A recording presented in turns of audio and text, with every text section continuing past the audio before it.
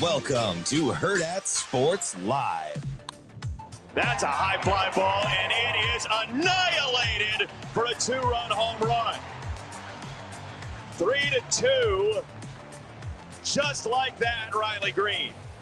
He's got to be ready for that. Gets the fastball, hits it, shot, pass down in the left center field, and the Mets will take the lead. Sautter scampers home to score.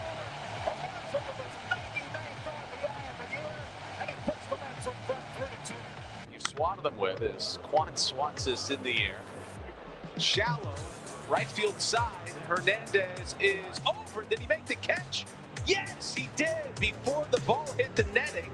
A terrific catch by Hurrdat Hernandez. Taylor leading first.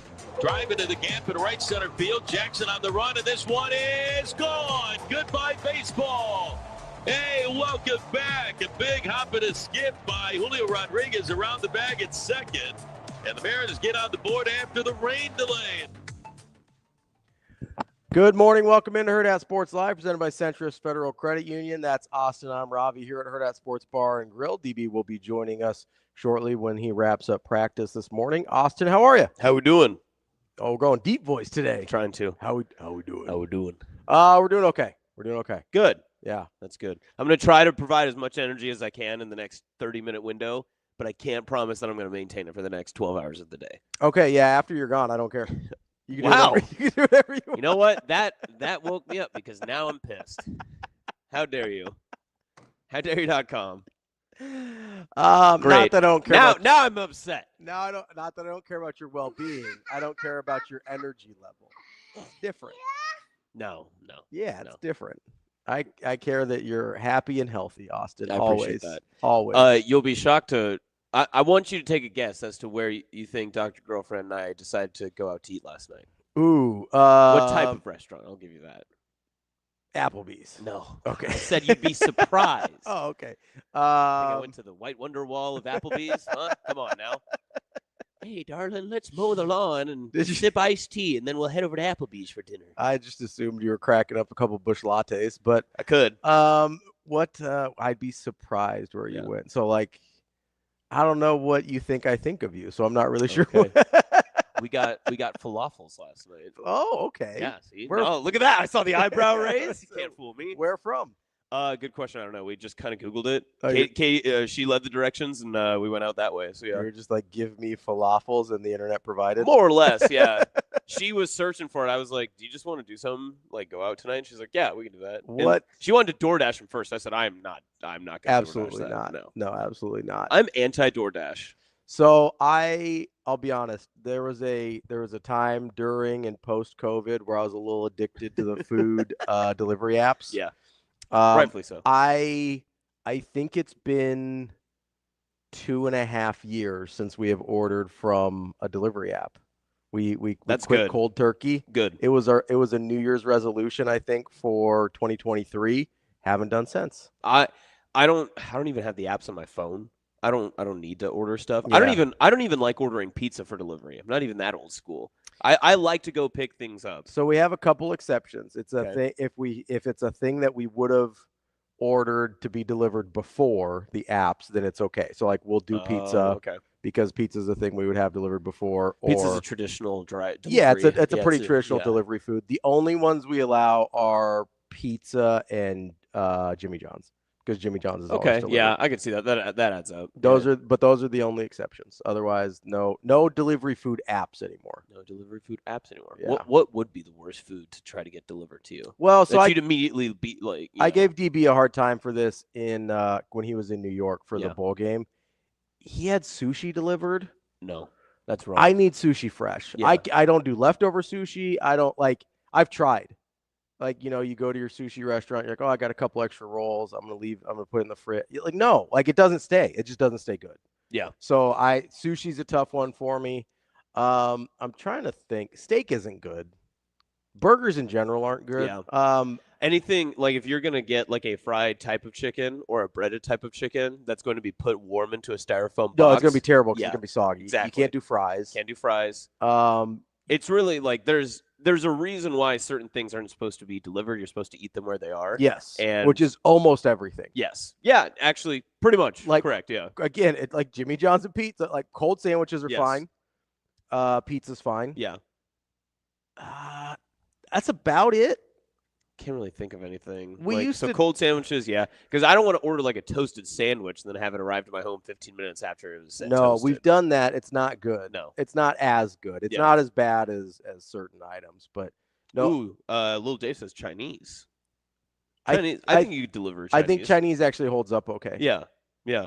Which did Rico get his food yesterday? I never. He heard. did. He ended up getting his. So Rico was craving Panda Express. He just wanted it so bad, but it's And- so far away. I know, and it's not even that far No. away, but there's so many little like fast food and quick Yeah. restaurants by our office that I was like, man, that's like a 30-40 minute round trip by the time you drive, get your food, come back, whatever. Yep. And he's like, yeah, I just really want Panda Express. So I talked him out of it like a good friend. Yeah. And I go, hey, let's go somewhere around here. It'll be fine. I don't want to disparage this fine establishment, but so we went to one of the fast food places close to the office. Yeah. And being a nice person, I was like, oh, Rico, like I'll drive, like we can go. It's cool. And he's like, all right, we'll go there since you don't want to go further. And so we go, we order his food, whatever. We get back to the office. They forgot his food. Yeah. They forgot. Like straight up forgot the most important parts. Yes, of the his fries were in there, but his burger was not included. So he basically ended up spending 40 minutes anyway trying to get his food, Right. and didn't get the food that he wanted. So I did feel bad about that. Not bad enough that I'd change anything. And you didn't go back with him. You're like, oh no, Well, sorry. Are you gonna go get it? He said pretty quickly he would go. Okay. I really didn't want to. I would have. Well, you're the best of friends, you know. I mean, Are you guys going? Rico says, bad friend talked me out of Panda, and I had to eat lukewarm burger and fries. Yeah.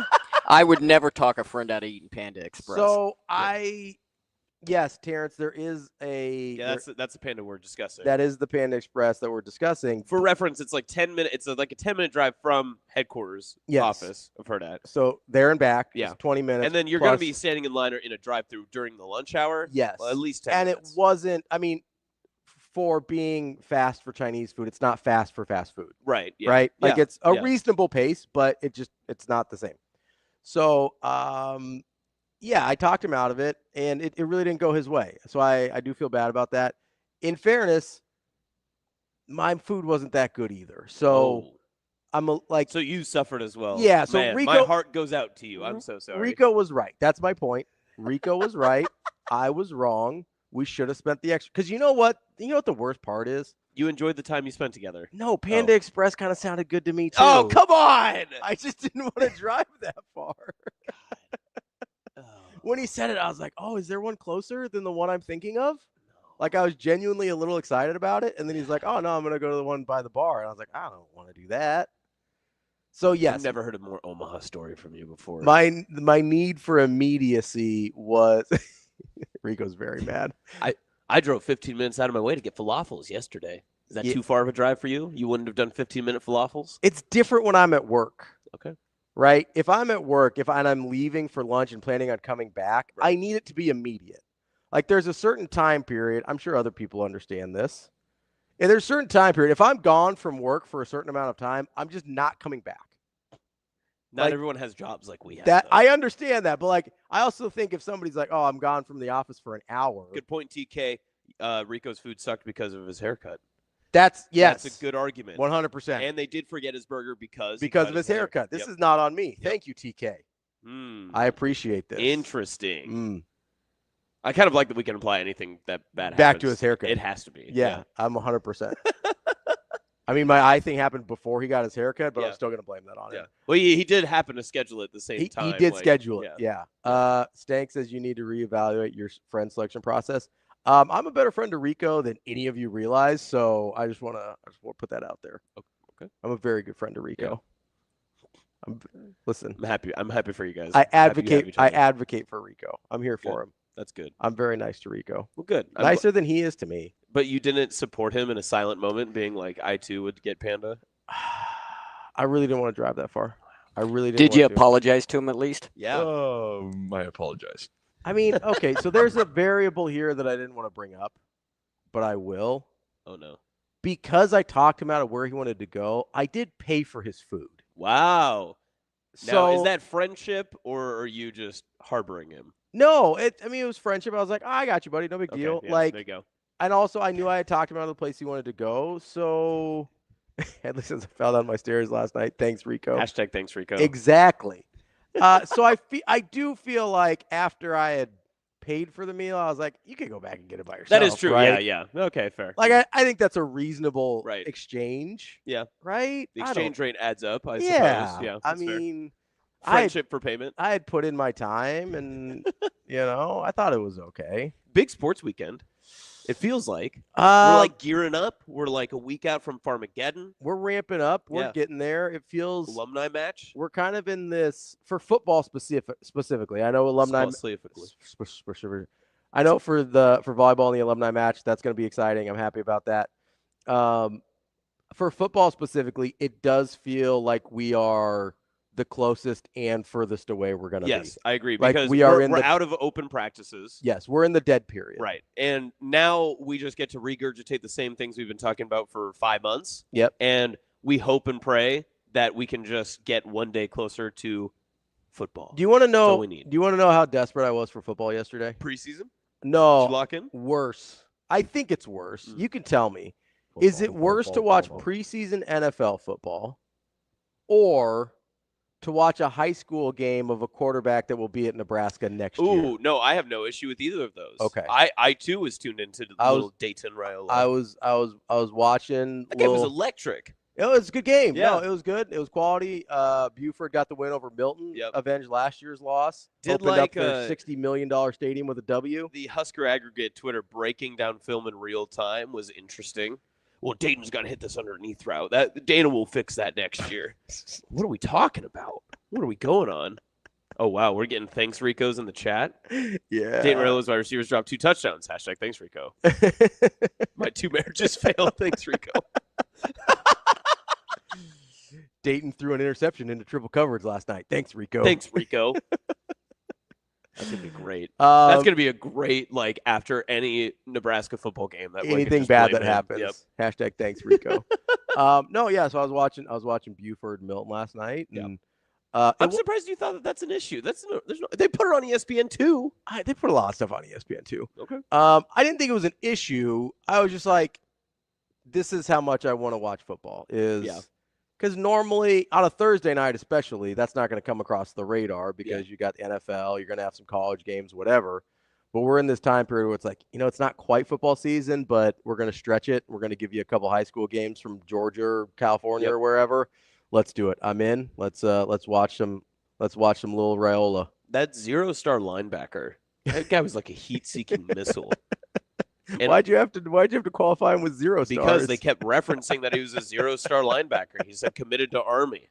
And I was like, okay. I wish I knew his name off the top of my head. I'm burning on fumes right now. It's all right. Yeah. I mean, if he's 0 stars, obviously you didn't feel like he was 0 stars. You didn't feel like it was necessary to commit 0 stars to memory there. That's how I remember him, the 0-star linebacker. That's what they talked about him on in the broadcast. I'm going to see if I can find him. Does 0-star linebacker? Does Army have a 24/7 page? Probably. I bet I can find this faster than you. Probably. I'm very bad at this. I'm very bad at the class of 20. This is going to be 26, right? Oh, nope. This isn't. You're going to beat me, aren't you? Nope, I'm not. I don't think so. All right. We've got a. I don't have a line. That's what I always do, and they never catch me. Nope. Ain't nobody going to catch me. Deion Miller. God dang it. You beat me. You sure it wasn't Landon Everett? I'm for sure. I just saw the video that made me think of him. Deion. Wow, they have a lot of commits in 2026. What, you don't think children enjoy like signing up for the Army? They're all 0 stars, but there's like 40 of them. Well, yeah. There's a lot of them. Good for you. I told you. 0-star linebacker. I mean, that's why it took me so long. There were too many of them. I was not expecting there to be. How many commits do we? 50 hard commits. 50. I want to look at Air Force now. You pull up Navy. This is wild. Okay, I don't know if I have never looked at. I'll be honest, I've never seen Nebraska in like a recruiting battle with like Air Force or anything, so I too have not. Air Force has 65 commits. Holy cow. This is unreal. Navy also has 50. Wow. They've got some 3-stars, though. Good for you, Navy. Air Force is just primarily 3 stars. Look at these guys. 50 commit. So I'm guessing, like, if you get into one of these academies and you played high school football, are you just like on the team if you want to be? I don't think necessarily, but it's probably somewhere around there. Like getting into these academies is like one of the hardest things to do. Yeah. Like it's harder than getting into an Ivy League. Like you Yeah. have to get letters from senators. It's a whole thing. Like I knew a couple guys from my high school classes that went. Oh, what high school was that? Well, one of them was from Miller North. Oh, okay. I had another friend from Westside that also went. Nice. So shout out to those guys. But You already had Westside in your blood before you even started here. oh yeah, Nice. no, big Westside guy. You know, AJ Minch and Dan Eckelby. Ooh, great question. Good Dave. guys. How do they reach the 105 limit? Great question. I don't know. I don't know. Maybe it doesn't apply to. Well, if they didn't opt into rev share, they don't have to worry about it. Oh, true. Yeah. So I think they're all good. I'm guessing. Something tells me the NIL isn't great for Air Force and Army. Yeah, I'd probably. Although not. it should be. It should be. You also don't. I wonder what Roger Staubach would have made in the NIL era. Good question. You know, that's the last Captain America. Yeah. His NIL now would go crazy. Oh yeah, especially with the Marvel Yeah. universe, Mhm. he'd be cashing. He'd have checks. Chris Evans on his side. I That'd know. be insane. This is the very first time I've ever looked at Service Academy recruitment list. Right. And this is incredible. Like I'm stunned. Okay, speaking of Roger Staubach. I thought there would be like 3. Yeah. Like there's I 60. I literally thought we'd be talking about, hey, I thought I would look up Army's commitment page. There would be 2 guys there. I'd be like, this one's from Georgia. It must be him. And instead I'm scrolling. I'm like, dear Lord, how many guys are coming to play football at Army for Jeff Monken this year? Yep. All of them. Honking for Monken. All of the guys. 50 people of them. Famously high school kids honking for Monken. Just honking. Apparently. Did you see the All-American, like all-time All-American roster voted on by like the AP? I did. Yeah. I did. I had thoughts. Well, let's share. Oh, let's okay. share these thoughts. First of all, Nebraska did get 2 guys on the list. Yep. We got 2. Ndamukong Suh, rightfully so. Yep. And Johnny Rogers as the all-purpose offensive player. Go Big Red. Where do your thoughts start? My first thought is the running mate was Sue.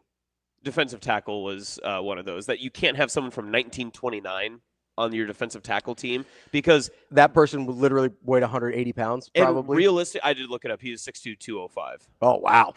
Yeah. He would be an undersized linebacker today. He'd be undersized everything these days. But that's a good-sized receiver, 6'2", 205. In that same sense, I understand that they're looking at it. So the parameters were that you had to be at least one-time first-team All-American to make the list. Yep. They did not consider your NFL career or other things. It was primarily just your collegiate career. That's how Tebow made it. None of the writers or voters who are part of this process could have possibly seen Bronco Nagurski. Yeah, and there's not like film really, right? And you're like realistically, you're going to put someone like Ndamukong Suh next to Bronco Nagurski. That I just can't wrap my brain around. And I understand he has an award named after him. But if we're going to go down that list, go back to the center position. I would say, why is Dave Remington not on the list? So there is a Bednarik award, right? And I understand, but there's also a Remington award. So this was my big gripe with center. Yeah, was Chuck Bednarik at Penn from 1947 to 1948. Another good argument. Probably not better than Dave Remington. No, probably not. I'm going to go out on a limb. He must have been his conference player of the year, right? Also, as a center. Yeah. Also, like Remington is considered by like everyone the best center of all time. Yep. Like the best collegiate center ever. Just full stop. That's literally why they named the award after him. So I had a problem with center. Nebraska should have had minimum 3 guys. It should have been Johnny Rogers, totally understandable. Ndamukong Suh, totally understandable. At least Remington should have been there. And I actually have no qualms after that. I really I with don't. the entire list or just Nebraska guys? No, Nebraska guys. Okay, I have one very large qualm. I also do. I'm curious to see. Do you want to say it at the same time? All right, yeah. 3. Wait, 2, hold on. Are we saying position or player? Player. Okay. Just say last name. Okay, last name. Okay. After I get to 1. Okay. Ready? Yep. 3, 2, 1. Tebow. Yep. Yeah. Yeah, bang. Yeah, no, that's. Who did you want? I mean, just pick a guy. Cam Newton. So I'm picking Cam Newton. The single greatest season in college football history from a quarterback. I was thinking Newton or Burrow. Yeah, those are the first two that I thought of. Burrow as well. 2019 is just like that dude's otherworldly. I mean, like, so here's the other thing that it wasn't totally clear by their criteria. Now, there is a year next to them. That's their All-American year or multiple All-American years. It wasn't clear if they were taking whole career or just a season. Correct, because then Barry Sanders being one of the running backs with Herschel Walker makes a complete difference. Because Barry Sanders had maybe the best running back season in college football history. I wouldn't even say maybe. I think it just is. But he only had the one season. Yeah, he was a backup the other 3 years with Thurman Thomas, right? So I'm sitting here and I go, okay, if we're talking about – and Randy Moss literally only has one season. He only has one season of stats in college football. It's 97 at Marshall, one of the best wide receiver seasons of all time. Yep. It's like 1,600 yards and 25 touchdowns at Marshall. Yep. He finished, I think, top 6 in the Heisman voting, again, at Marshall when they're still an FCS program. Unbelievable, right? So I'm led to believe this is a one-year sample size. Yeah. Based on those two guys alone, which tells me probably needs to be probably needs to be Cam Newton or Joe Burrow. I would also even take, I'll be honest, I would take Johnny Manziel. I also thought that too. Over Tebow. And is it recency bias, or am I just not thinking of another quarterback that could be on that list like past that? I just think like the quarterback play is just so much better now in the past 25 years. So if you're going to go career, there is an argument for Tommy Frazier. Yeah. I get the stats aren't going to be there, but if you're just looking at, hey, this guy, what he meant to his team, what he was asked to do, and how he executed it, hard to argue anybody's ever done that at a higher level than Tommy Frazier. Yeah. Right? So, like, that's an argument worth having. You've got, I'm trying to think, in terms of. Little Dave says Tommy and Remington didn't make the list. Thanks, Rico. Yeah. Thanks, Rico. Certainly Remington. Like, that's ridiculous. Okay, so you did bring up the receivers. Yeah. I have a question for you. Okay. Are you good with both? Because it was Larry Fitzgerald and Randy Moss. Are you good with both? I think so. Okay, because I had one that I would rather have than Larry Fitzgerald. Who? Michael Crabtree. Ooh, I'm gonna have to look up the numbers here because Fitzgerald's numbers for playing with Rod Rutherford as his quarterback. Fair, good point. Were ridiculous. It's probably where I was at the time as like growing into my college football fandom that watching Crabtree was otherworldly. Oh, it was electric. I mean, I remember, I've told this story. I remember where I was when he had the catch against Texas to beat. I think you and I talk more Texas Tech than probably any other Nebraska-based sports talk show. 100%. Yeah. So, Crabtree's 2002 year or 2007 year is stupid. Yeah. Now, he does have the Texas Tech bump because of the offense. Right. Yeah. Right. They're going to throw the ball 80% of the time. Yes. So he had 134 receptions, 1,962 yards of offense. Yep. And 22 touchdowns. And he was a 2-time first-team All-American. 2-time. And a top 5 Heisman vote getter as a sophomore before he moved on. I wouldn't have a problem with Crabtree. I love Michael Crabtree. I do too. I was a big Michael Crabtree guy. I did think if you wanted – now I looked up his numbers, and so this is a bias on my part because they're not in the same neighborhood. I did think about a Peter Warwick as either an all-purpose because he was a great punt and kick returner, and he did a lot of rushing and they did a lot of trick plays and wildcat stuff with him as well, or as a receiver. His receiver numbers probably don't stack up after I looked him up, but that was a guy that legitimately is one of the best college football players I've ever seen. Mm-hmm. But speaking of that, I'm not sure how Reggie Bush doesn't get on here somewhere. Yeah. Yes, I'm with you there. Reggie Bush is one of the best college football players I've ever seen. Yep. I get that I am not going back to the Bronco Nagurski days because all we really have is the grainy footage that sounds like the Mets broadcast was on it. Yes. Or like Nagurski here. See, he's the fastest man alive at 205 pounds. You also could make an argument, and I don't want to dive into this pool completely, but like you could make an argument both running back spots could have been USC running backs. Sure.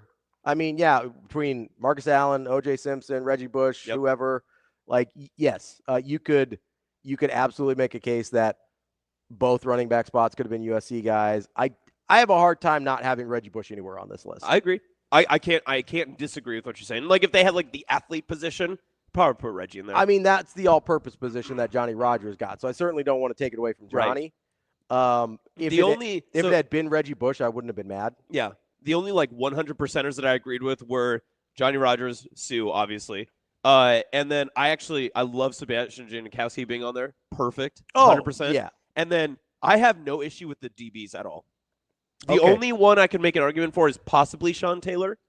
But I think in college football terms, cornerbacks are perfect. Love Ed Reed, and getting Ronnie Lott on there is, I think, very ideal. Yeah, so the defensive backfield is Charles Woodson, Deion Sanders, Ronnie Lott, and Ed Reed. Yeah. I can't pick any nits there. Yeah. I really can't. Yep. I thought those are like 100%ers. Perfect. Yeah, I mean, Charles Woodson won a Heisman as a corner, so like that has to probably be on the list. Deion Sanders, one of the best corners of all time. I don't really remember Ronnie Lott at USC, Well, but neither do I. But yeah, well, you're not older than I am? No. Oh, okay. Also, notably, I had to look this up. The Ray Guy Punter Award, named after Ray Guy. Yeah. He wasn't a first-team All-American, so that's why Tory Taylor is.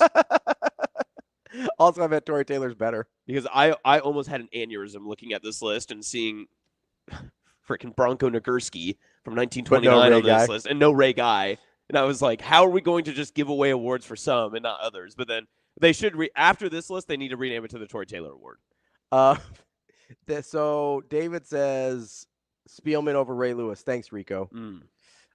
Yeah, I don't know. I didn't see Spielman play college football because he was wrapping up his career as I was being born. I think people misperceive that Miami team because of the popularity the team garnered later on. And yes, they were very good at the time too, but a lot of those players, it's almost the same argument as the 90s Nebraskas, like your Tommy Frazier argument. There were a lot of other pieces around them that were also great, so they all lifted each other up. But I don't know if they separated themselves because I thought maybe Warren Sapp would get a look at the defensive line too. Sure. And he was a first-team All-American. Russell Maryland is one that I'm a little bit surprised didn't get a look at defensive line. You have to remember, so here's the biggest key in this. Say, Bronco Nagurski. Right. You have to remember that these have to be first-team All-Americans on this list. And there are a lot of great college football players that have not gotten a first-team All-American. Yes.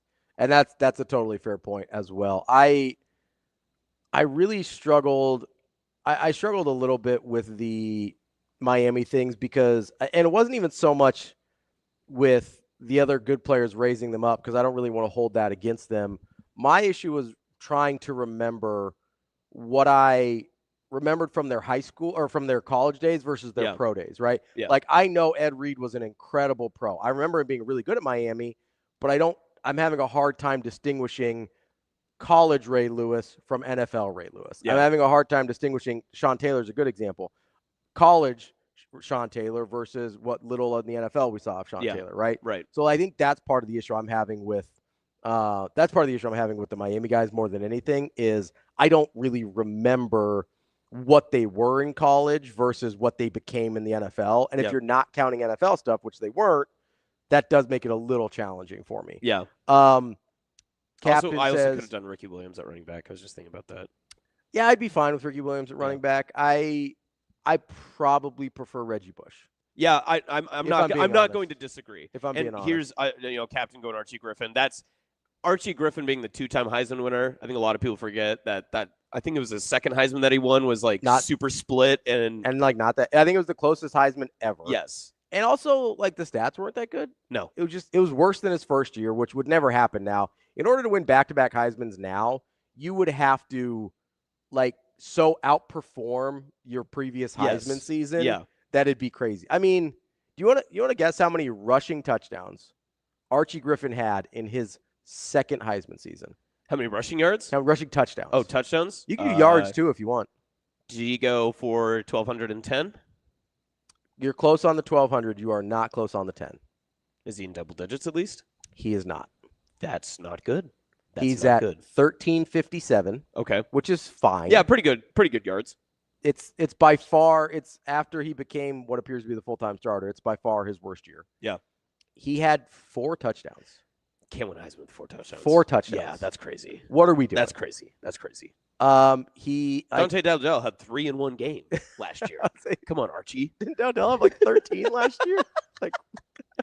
Should he have been on the Heisman list? So I follow some of these weird video game TikTok accounts that they try and do these challenges in the sports video games. Yeah. And one guy was trying to win the Heisman while scoring as many touchdowns as possible, but ending the season with negative yardage. So he used Jeremiah Love from Notre Dame, and he would get down to about the 1 yard line every time. Then he'd run out of bounds, and they'd have a 1 yard touchdown run with Jeremiah Love. He was playing on freshman mode, so it was reasonably easy. Yeah. But then, like, once or twice a game, he'd run backwards for 10 yards to make sure he ended up negative for the day to offset all the 1 yard gains. Yeah. And so he ended up the season with like negative 11 yards rushing or something and like 129 touchdowns. And he did in fact win the Heisman. So he's the bizarro Archie Griffin. Good for him. I mean, I appreciate watching those. There's one where I like to watch where he tries to take the slowest players in Major League Baseball and hit inside the park home runs with them in like a simulated game situation. Those are pretty fun. There's he had to do it with the big dumpa, Cal Raleigh. That was a good one. Dumpa. And he sees how many attempts it takes him. It's good. My TikTok algorithm's a little strange.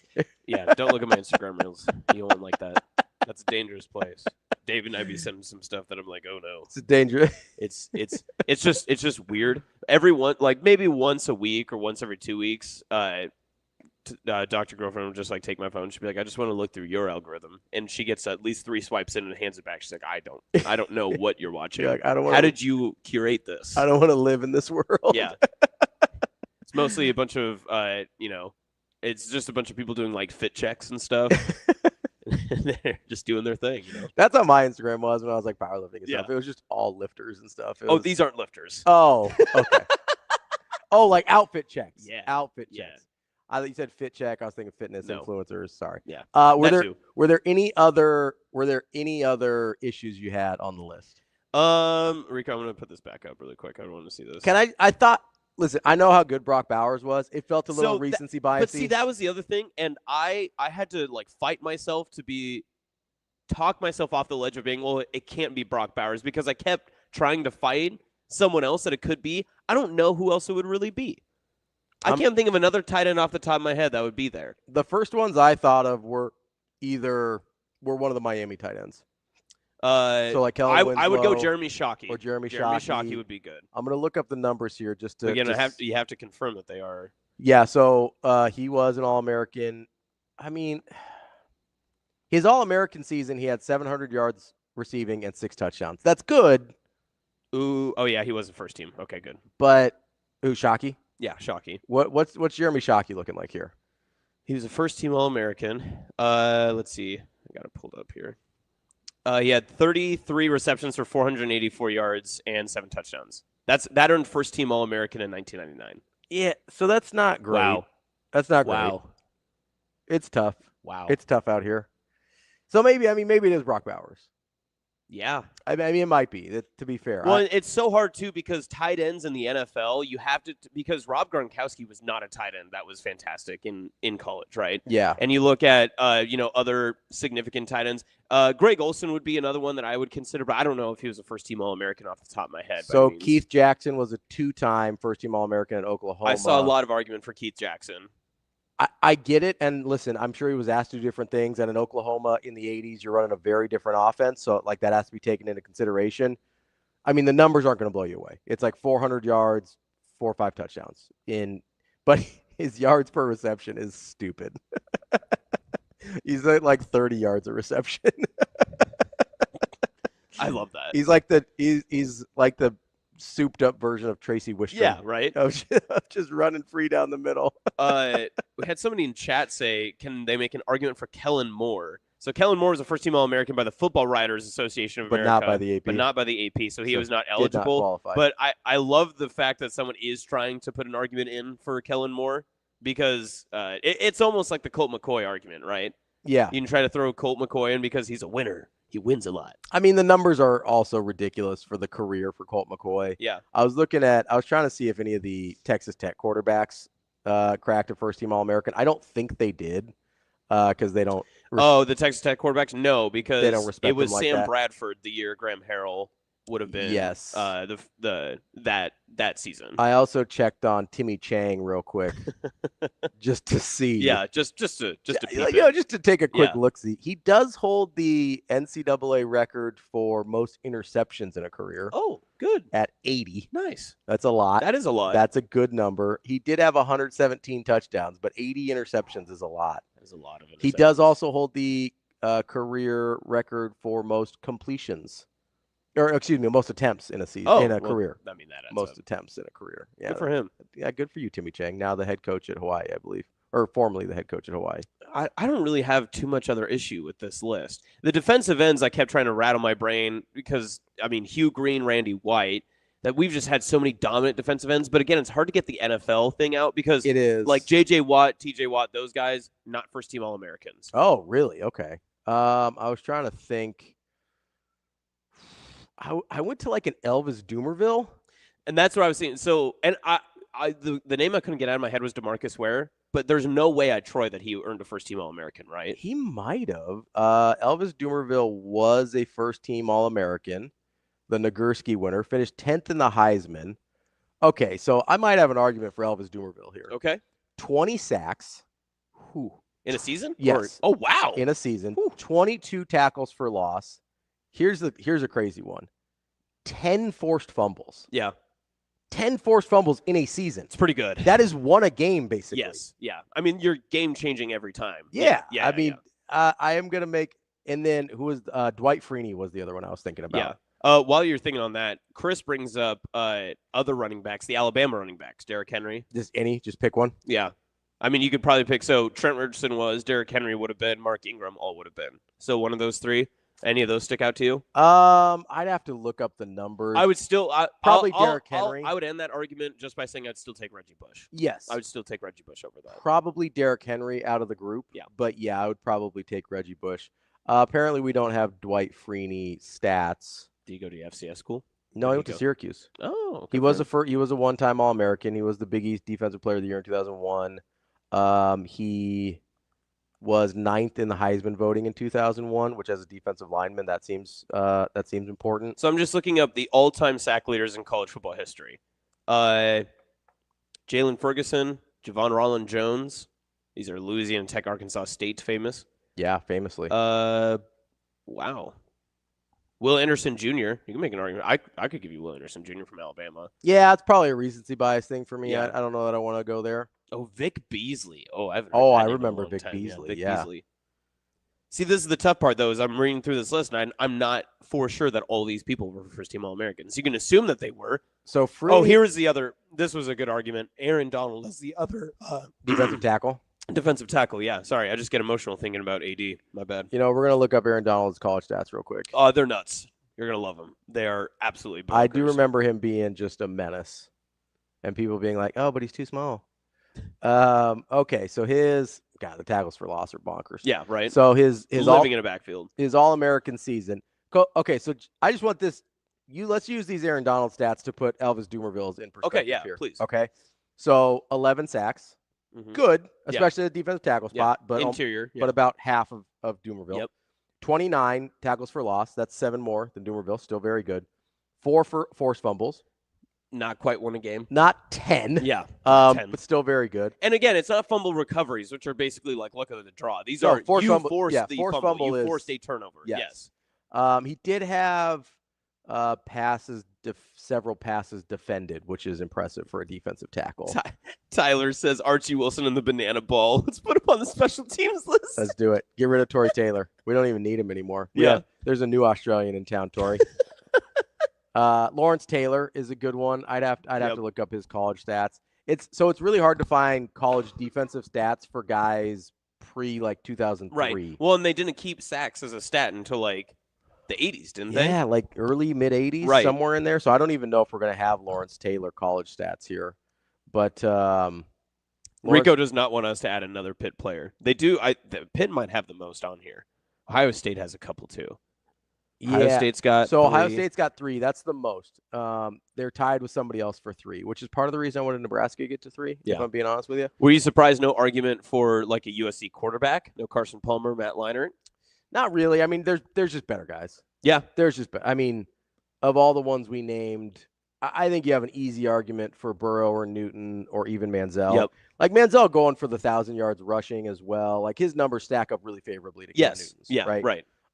Burrow just has the best passing season out of even out of an air raid offense, but out of a non-air raid offense of all time. Yep. It's not even close. Yeah. So that was one where I just go, like the Tebow thing. And listen, I'm not even a Tebow hater.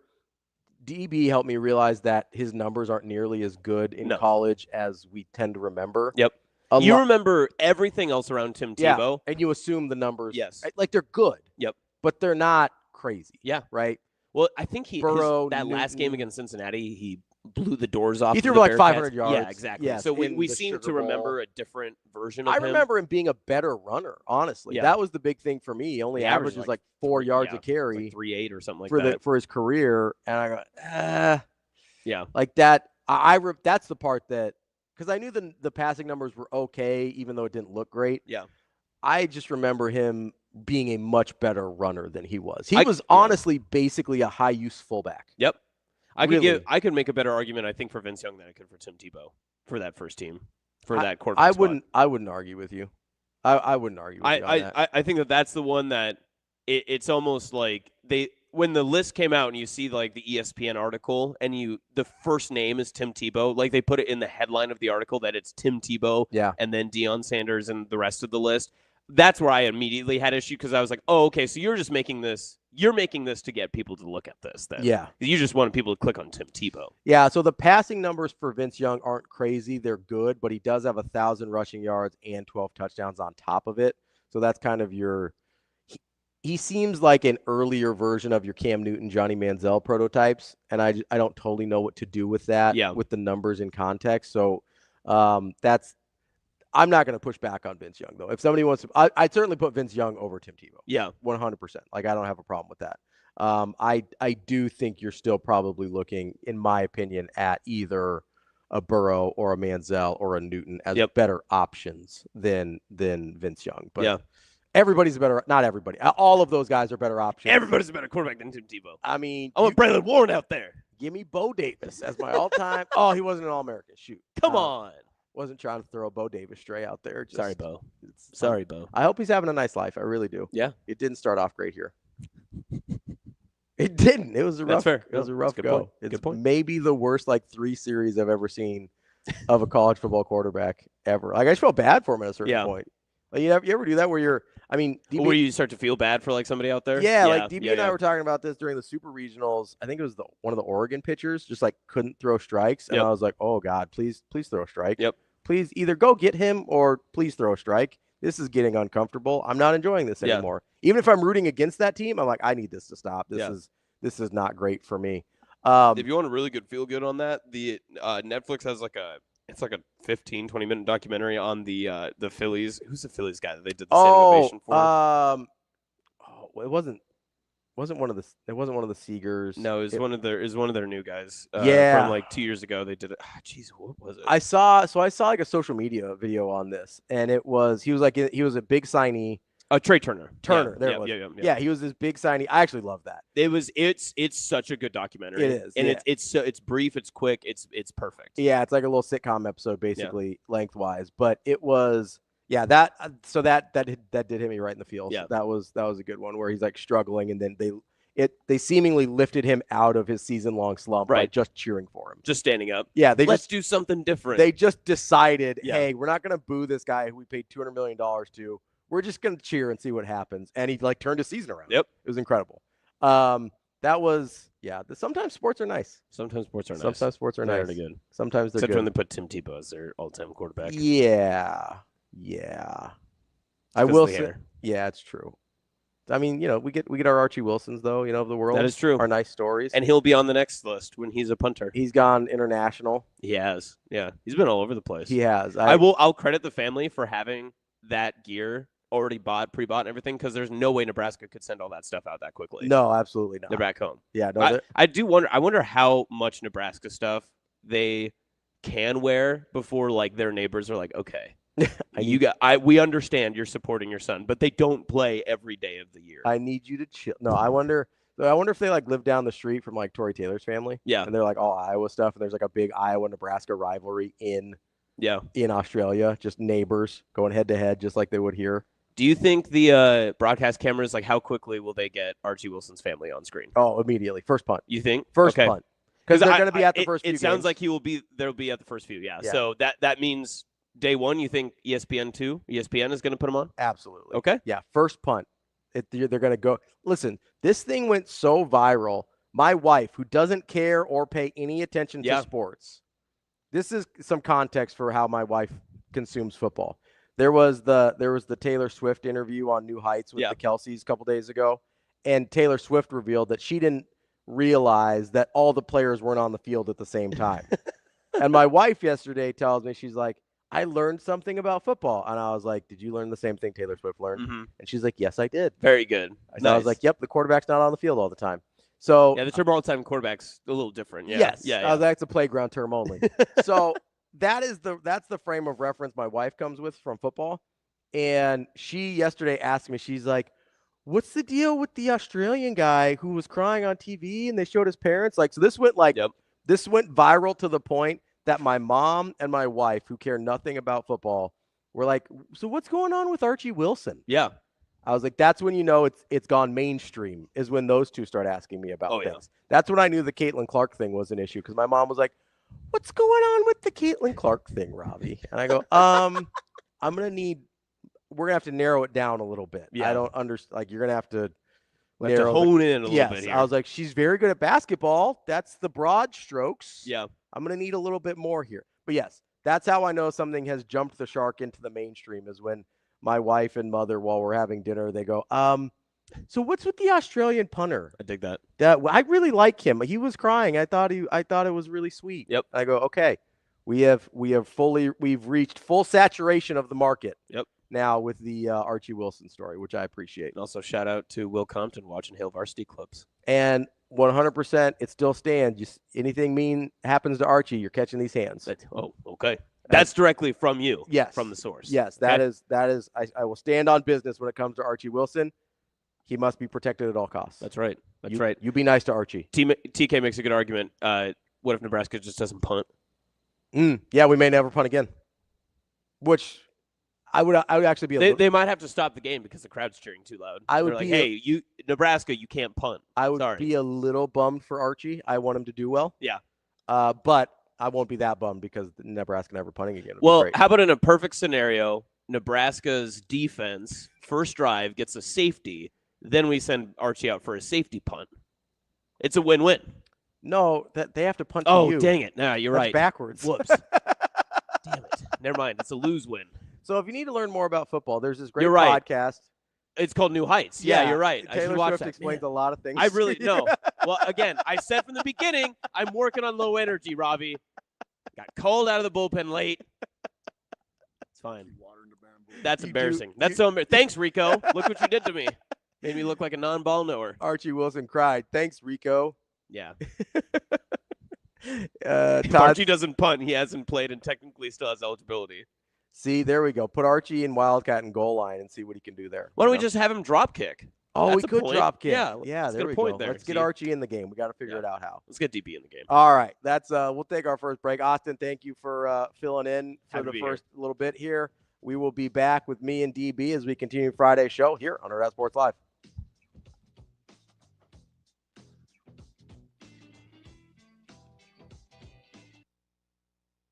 Well, the fact we're not playing each other, we're going to be on the same side of the net will be different. And then, I think we'll look at some potential lineups and be able to make changes within those lineups that we would potentially make the following weekend. So I think you just learn a lot more. It's like an exhibition against another team that a lot of programs do this time of year. So this is our version of that. It just happens to be against alumni, which makes it more fun for the fans. I know you talked about it a little bit, but where did this idea come from?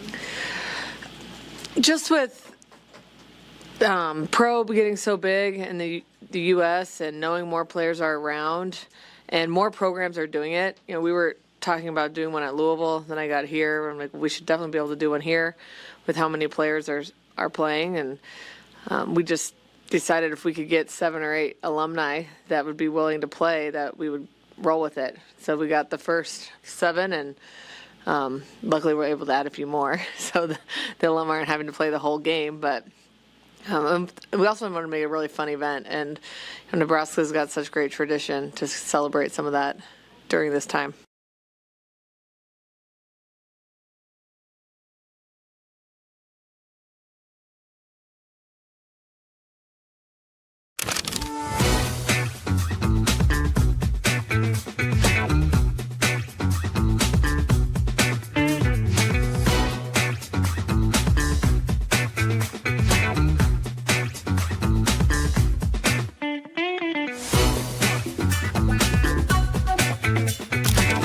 Definitely really excited. We haven't really done anything like this specific format where it's alumni versus the Huskers, and it's really exciting. And I know it's a good chance for me to see a lot of my former teammates, former alums that you might stay connected with, but you don't get to see them all that often. So it's fun to get to see them. But just the playing is going to be really exciting. It's a really good roster, and I know I'm definitely nervous, but because we haven't practiced together or anything like that, we're going to do like a 30-minute little practice right before we play and see how that goes. But I don't feel that nervous, but I know when I walk out into Devaney, it'll feel like I'm an athlete again, and that's a little bit nerve-wracking, but mostly excited.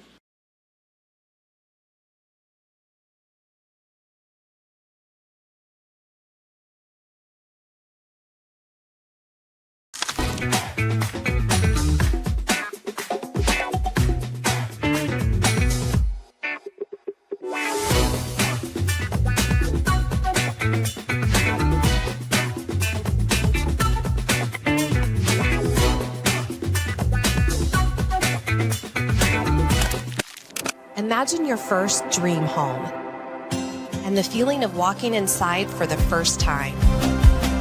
With Centrist Federal Credit Union's First Time Home Buyers program, you are at the doorstep of bringing your vision to life.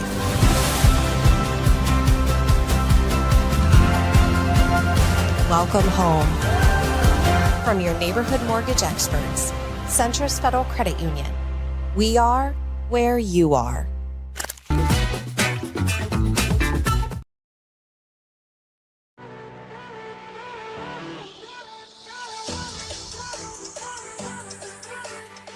Welcome to Hurrdat Sports Live. Welcome back, Hurrdat Sports Live, presented by Centrist Federal Credit Union. That's DBM Ravi, Lulla here at Hurrdat Sports Bar and Grill, reminding you if you're looking for a home, whether it's first home, dream home, second home, summer home, whatever it is, Centrist has you covered. Get to centristfcu.org to start an application, get pre-approved, get locked in to a great rate, and talk to their experts about getting you into a home. centristfcu.org, federally insured by NCUA, equal housing lender. DB, what's up? How we doing, man? I'm doing good. How are you? I'm making it. Yeah. I practice is good. What's that? I was a little traumatized. I had to snap out of it. My freezer door was ajar. Oh. Yeah, so I had to toss about. Oh no. Yeah, I had to toss probably $200 worth of product. Ooh. Yeah, I had two. You've been like open all night. 2 lobster tails. Oh. My scallops. Oh no. Vacuum sealed. Well, you gotta start with the 2 that hurt me the most. Well, they were by far the most expensive. Yeah, for sure. And the beef's good. And I threw out a thing of chicken. It wasn't horrible, but anytime you have partly thawed, it's still frozen. And I was like, even for me, I'm not gonna do the seafood and the chicken. Yeah, absolutely not. Now, beef I'll tackle. No, beef was good. But outside of that, man, we're cool. And it's just, I mean, it's what I get, right? The guy that is constantly yelling, close the freezer, close the this, close the that, was probably the culprit of the biggest snafu of all time. That's a tough way to start the day. That's how we do it, man. That's a tough way to start the day. Got a little high school football in last night. Got NFL today. I don't have to worry about watching Rodgers this week, and so just another week. Well, as soon as the Dodgers get off the schneid. Yeah. Yeah. Outside of that. How so at this point you're what? A day fewer than 2 weeks away from game day. Yeah. Like what's your mindset with at practice? I assume we're past install. We're somewhere between install and game prep. Yeah, game prep won't start until next week. Yep. Although we have started some things that we'll use. Sure. You know, especially defensively. Special teams is getting, I mean, the second practice of the day is, as you saw, ours Hurrdat saw, it's almost all special teams. Yeah. So we just got to make sure it's like all other football, right? In the opener, you want to tackle, and you want to win special teams. Yeah. Just execute those things. I mean, those are like you can kind of live with everything else. Yep. Like 100%. Yeah. I mean, you're not actively seeking blown assignments and stuff, but if you can snap, hold, kick, punt, tackle, you don't give yourself a chance. Take your chances. Yeah. And we're playing a team where they're probably going to do all those things well. We got a lot of weapons. Yeah. And they run the ball well too. I mean, they've arguably one of the best kept secrets at running back. And I mean, he's really good. And and you're a big Max Clark guy. Yeah. They're going to move him all over. And, we saw some of their weapons on the outside during 7-on-7 that they won too. So obviously, Darian's a real good player on both sides of the ball. Yeah, he's kind of okay. He's fine. He's doing all right. I think he's an all right player. It'll be an interesting race for tops in the state. What the consensus is, because I think it'll be a little bit different than the recruiting rankings. Sure. At least in my opinion. Top player in the state or top team? Top player. Yeah. Yeah, that'll be interesting to see. There are a lot of good candidates. It's a good thing we do our own football awards so we can decide. Yeah, this one might not be dictated by stars, in my opinion. I mean, I hope not. It shouldn't be. Right? I mean, this is about high school performance. And this may be one of the rare times, and I don't know how rare it is or isn't, but if you've always thought that, like, sometimes the best in the state is different from college projection. Yeah. It may not be this time. Yeah, we'll see. It'll be interesting. May not be. I mean, obviously, you're going to have, and we'll get to Tim Verghese here in just a second, but, you're going to have, like, Jet Tamal is going to probably put up really good numbers, and obviously he's a really good college prospect too, right? So you're going to have guys that do that. Yeah. I imagine Braylon's going to be in the same category. Like, Braylon's going to put up good numbers. He's a good college prospect. So you're going to have some guys that are both, right? But you're going to have a handful of guys, I mean, like the Max Clarks of the world that don't get the same level of recruiting buzz and things like that, who's going to be a really, really good player. I'm not saying he's going to be the best player in the state, but I mean, you have that in the spectrum. There's lots of those guys. Yeah. Eli Johnson. There's Eli's a really good player. I like Eli a lot. Warren. There's yeah, I mean, me, Quentin's one of my favorite. There's a lot. There's a lot of really good high school football players. I think Darian Jones is going to be a prime candidate, right? Yeah. But his recruiting wasn't what everybody wanted it to be, unless you're that family. Right, and so you're thinking, Iowa, what will we get snubbed? I mean, Marion Jackson's really good. Yeah, hasn't gotten fanfare other guys hasn't gotten a sniff. Yeah, I mean, Caprice Keith is going to make a case. Yeah, I mean, especially if you ask him. Yeah, right. Like, I mean, there are just lots of guys around. I mean, Sutko at Elk South, who I'm a huge fan. Oh of. yeah. It's a lot of guys where maybe the buzz hasn't kind of been there, but are really, really good. So speaking of guys with buzz, we got Tim. We do have guys with buzz. Tim's got buzz. Tim's got that swag. Got our guy Tim Verghese here from inside Nebraska. Tim, what's going on, buddy? How we doing, guys? Let's stay right there in your wheelhouse, bud. We're okay. How closely do you think college projection and top player in the state will be related this year and with this class? I think a good bit. Like, I mean, I think this is a class where, like, I mean, I think like we're talking just in terms of rankings compared to. Yeah. Like, yeah, because I think at this point, I think it's going to be one of Darian or Jet that ends up as the number one player in the state. I think I would feel, and it's not. I do believe in Jet, but I think we all kind of can recognize that it's going to be like a couple years before he's on the field at the next level. And so for that reason, I think if Darian finishes number one, like, I feel pretty comfortable about Darian being able to contribute pretty early in his career and have a pretty productive college career. Yeah, I mean, I think this year, just because of who it is at the top, and I still think that's a bit of a battle. Yeah, I would agree, and I'm those two names you mentioned before we hopped on, like, yeah, I think those two guys. I mean, I think Bryson obviously over there at Westside too. Like, I mean, I think there's an opportunity for a lot of these guys to really outplay their ranking at the next level. Tim, I guess I'm curious. I don't know if I've ever asked you this. How much do you like to evaluate some of these guys that are in state but aren't Nebraska targets necessarily? Because there's a lot of them this year, right? Where, I mean, 6 of the top 10, depending on what services you look at and who you ask, are going to Iowa State. And you got a bunch of guys that Nebraska just wasn't ever really in on, or maybe never even offered. outside of like Darien, which obviously they were trying for. Like, how much do you lock in and evaluate on guys that are local here but don't really have the interest from Nebraska or nationally? I check in. I mean, I try to do my due diligence with the in-state talent and make sure I've not missed anybody because you never know, you know. I mean, just and it's not even from that sense. Like one from a doing my job perspective, it's good to have an eye on as many potential D1 caliber players as you can because down the line that's a guy that could potentially transfer back into the program even if Nebraska isn't interested the first time around. But just in general, I do like to kind of keep an eye out on guys and beyond like in what the job maybe requires sometimes to like help out if I can. I mean, as part of this job, I've had the opportunity to kind of build some of these relationships with coaching staffs and support personnel. So it's like, hey, if I can help someone find a home and their recruitment isn't taking off, I'll do what I can. I'll send some text. But the tough thing with Nebraska is like, again, I have some like contacts in Texas and closer to the Southeast where it's like, yeah, they're always looking for talent and there's never enough talent to like properly, for what they're looking for, but they're also regionally based. A lot of these smaller programs in Texas don't really like to go outside of the state lines or outside of neighboring states. And so it's like, hey, there's a kid in Nebraska that I think could play. I mean, I've tried he's got a home now, but I mean, Eli Johnson, I've tried to find him like a home because I think there's an opportunity for him. He's really good.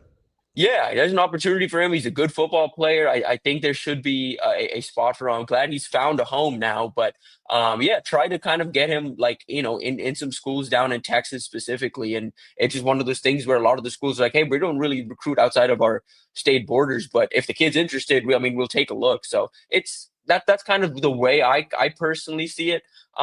This year and next cycle are pretty unique because in this cycle Nebraska's taking one in state.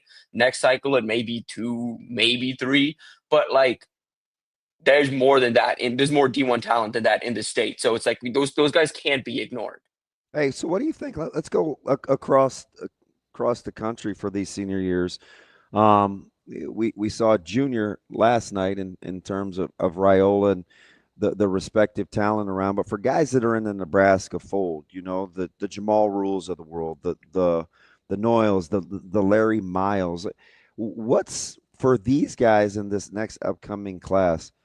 Is there ground to gain? Is there what's the sentiment as we're watching some of these senior years unfold for these guys in terms of them already being in the fold for Nebraska?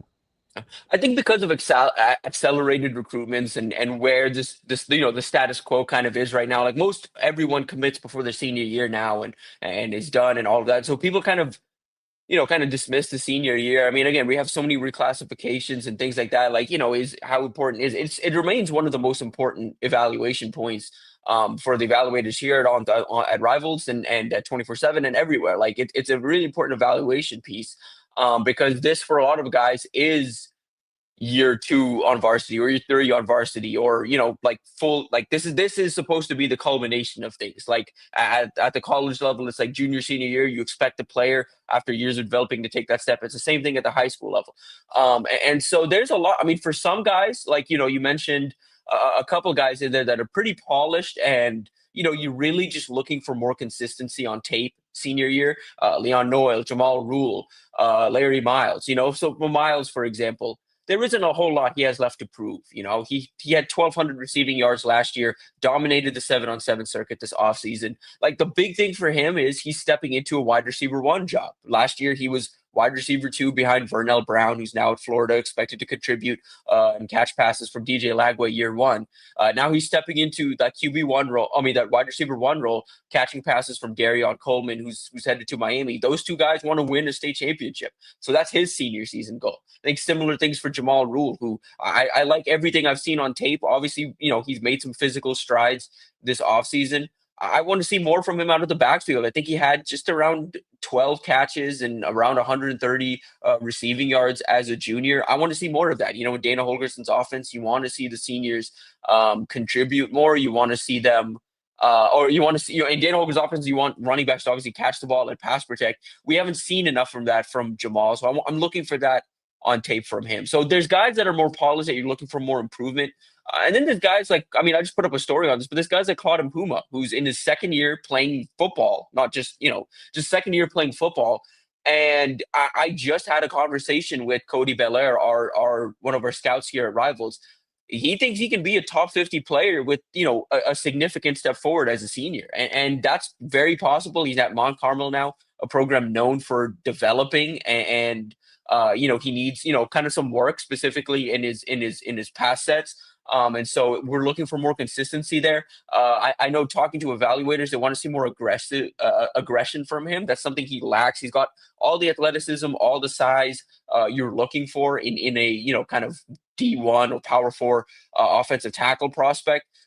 You just want to see more consistency from his technique. You want to see better technique and you want to see more aggression on tape. He kind of lacks at this point. It's kind of just winning off athleticism and size than kind of wanting the desire to finish blocks or kind of having that mean streak to him. So we want to see a little more from that from him this senior year. There's a couple guys like that in Nebraska's class where, there is a lot more to prove as a senior year. I think in Puma's one, Hayden Ainsworth having reclassified is another one. How about Waterman? He's an interesting prospect on tape.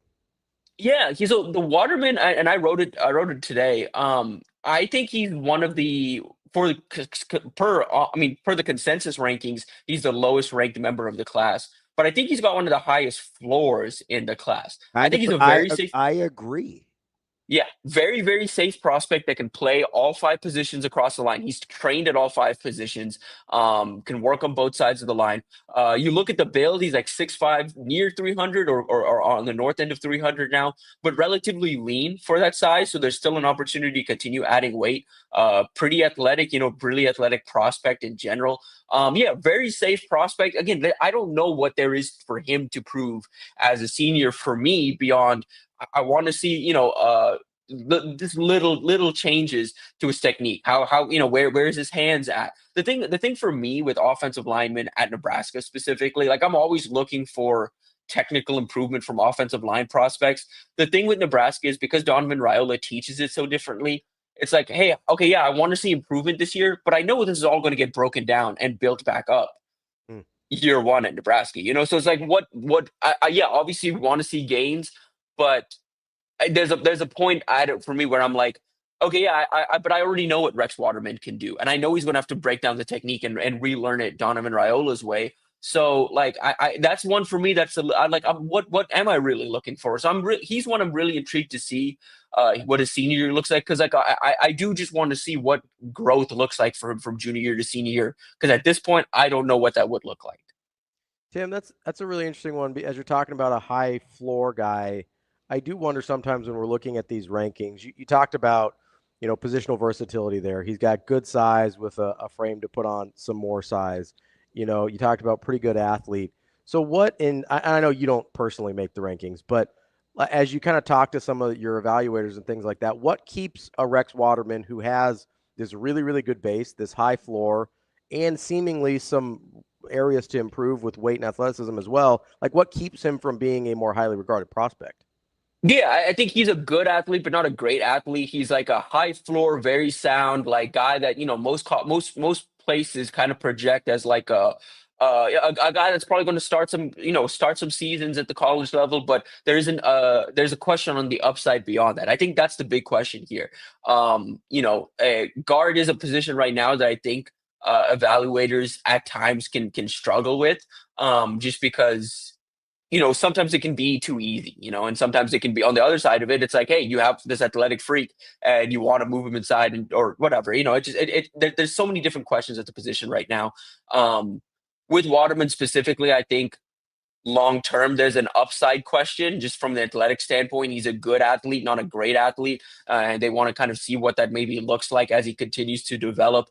I think there's just a level there of, like, okay, yeah, this is a very sound prospect that's very well-rounded. But again, from an upside standpoint, it's like, again, all these rankings they project for the draft at this point, there isn't really one thing you can point to with Rex Waterman or with Waterman specifically and say, hey, this guy can, potentially be in the league years. And I'm not going to say that he can't, but it's like this is a guy that's going to be drafted in the top 3 rounds. That's the top 100, 150 or so. Those are like typically the 4-star 4-star range. And people like it's tough to see that right now, but that's not to say he can't have a very productive and very good college career. And so like you compare him again, and Nebraska's got a couple of line committed. You compare him to someone like Leon Noyle, another one that's versatile in Nebraska's class. Noyle has an athletic upside. He's ranked about, a couple hundred spots higher for that reason. I think he's got an athletic upside. I think you look at the build, he's got the skinny ankles that you're looking for, the slimmer lower body that you're looking for. And he's got good bend, has a versatility to play tackle or guard.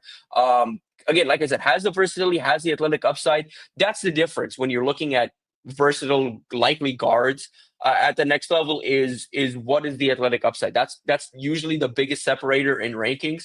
But yeah, there's a big difference between someone like a Rex Waterman who comes into Nebraska with a pretty high floor despite a low ranking, and someone like Brian Tapu, who Nebraska took last cycle, who has a pretty high ceiling but a pretty low floor because he's technically unpolished, and it's going to be a couple of years before he can even see the field. I wouldn't put Tapu on the field year 1 or year 2 at Nebraska, most likely.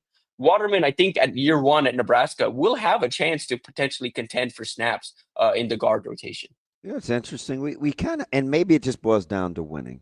But we've heard Coach Rule and the staff, we've talked ad nauseum about the recruiting philosophy and how they've recruited and their mindset and their eye for talent and how they haven't taken a back seat to their targets because of their records, right? And, if they win games, like what could potentially happen.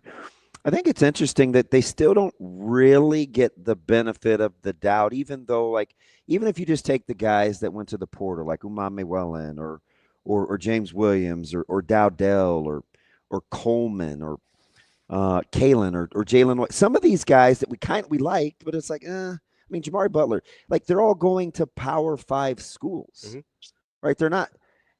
It's so at some point it has to kind of be reconciled in your head that hey, they know what they're looking at. They may know what they're looking at. Yeah. Right? I don't know how many of those there have to be, but I just rattled off like 9 or 10 guys whose destinations. Borkature, who we kind of rolled our eyes at, is at A&M, and it's like, clearly Nebraska's got to have an evaluation for what they're doing. You know what I mean? Right. Went to A&M and also got a pretty nice raise to do so. Bears at Missouri, right? Right. We think, or that's North Carolina now. North Carolina, yeah. Oh yeah, that's right. That's right. Yeah. So it's like, Coleman, for a guy that we thought was an afterthought. Minnesota's pretty excited. Yeah. And he missed almost all the spring. They're still excited. So for whatever it's worth, the evaluation process can't be too far off, can it? Yeah, no, definitely can. And that's why, I do think that correction's, potentially coming down the line. It may just be one of those things where Nebraska, I think Nebraska still has to kind of prove it on the field. But I wouldn't be surprised if you see some of these lower ranked Nebraska commits in this class get a sizable bump up if they continue to improve as seniors. Tim, did you get a chance to watch Dayton Raiola at all last night in his? Watch the first half of that. Well, what were your thoughts? I like again. So for him, I wrote it yesterday, put it up this morning. The improvement I'm looking for him and Dylan are weirdly similar, even though they are in different stages of their careers. With Dayton, both of these guys, I want to see more from them being able to use their legs, show more mastery of the offense. I thought we saw a little bit of that from Dayton yesterday, just being able to change things at the line, based on what his eyes are seeing. Again, kind of showing his control of an offense with the kind of weapons he has around him. Like the improvement I saw from him as a runner. Again, we didn't see enough of that as a junior. I think he's got some athleticisms and has a little more juice with his legs. So it was good to see a little bit of that yesterday. Still a little bit of a sprayer with the football. Obviously has the arm strength, but the accuracy is still something that I think is getting dialed in. He's an efficient quarterback. I think we saw that last year. He completed over 60% of his passes. But we want to see a little more accuracy this year. Yesterday, again, it's a tough competition. Milton's a very good team. I don't know how much of that was him trying to keep the ball out of harm's way when he's throwing it up there, or how much of it was just kind of throwing on the run. But do want to see, I think, as the senior year progresses, a little more consistent accuracy and touch. But overall, I think I like the strides he's made athletically, and I like where his body's at as a senior. Yeah, it's got really good arm talent. Mm-hmm. Yeah. And the interesting thing was his counterpart. I don't know if I've seen a crazier half in terms of my thought process than watching Baker at Milton. That first half, I thought he was sensational. He may have been one of the best players on the field. Yeah. Early on, right? The touchdown pass, just a little flick of the wrist. He climbed the pocket. He ran the ball well, and then all of a sudden, mobile, yeah. I don't know, like all of a sudden the wheels fell off of that thing, and Buford defensively started to get a bead. They couldn't protect him without any sort of a run game. I thought Baker was an interesting prospect at quarterback too. Yeah, I thought he had a good offseason on the 7-on-7 circuit, so I was really encouraged to see some of that from the first half, and then I checked out for the second half. It was not good. Yeah, and so when I checked back in, I kind of saw some of that, and I was like, yeah, I was pretty surprised. But Buford's a tough defense. They've got a couple, obviously P4 guys always, but a couple of elite guys up in their front, in their secondary as well. And Milton, is a pretty talented team, but I think they could use a little more kind of run support to help Baker out. But yeah, like I thought that was really fascinating that the first half, second half. He's a junior. Like this is a big opportunity, and for a lot of juniors this year, I think there's still a big question on who the top 27 quarterbacks are. I think a lot of guys are in the conversation, Trey Taylor included, but I think this is a big opportunity for separation. Baker's one of those guys that I'm going to be watching closely to see just how much of a riser he can be this fall. So, Tim, when you're looking at high school quarterback prospects, especially, because this is kind of what I thought when I was watching Baker from Milton last night, is it seems like sometimes, especially when it seemed like Buford maybe had a little bit more talent defensively and kind of overwhelmed him at a certain point. Like, how do you evaluate when it seems like a quarterback is sort of doing everything he can to keep his team alive and it having to do a lot, and then at some point the dam kind of breaks?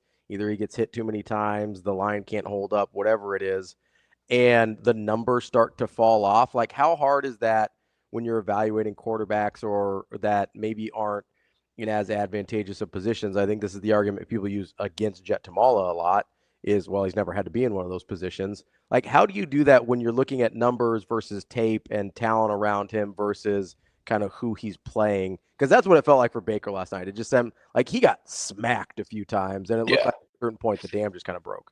Yeah, I think there was some emotional stuff there too, just because the way that first half went, he kept getting his helmet knocked off. He kept getting in their face. Like, there is just a certain point where you get to where, like, yeah, you get frustrated. You start forcing throws. You're off your time. Like, I just think mentally it just got ahead of him.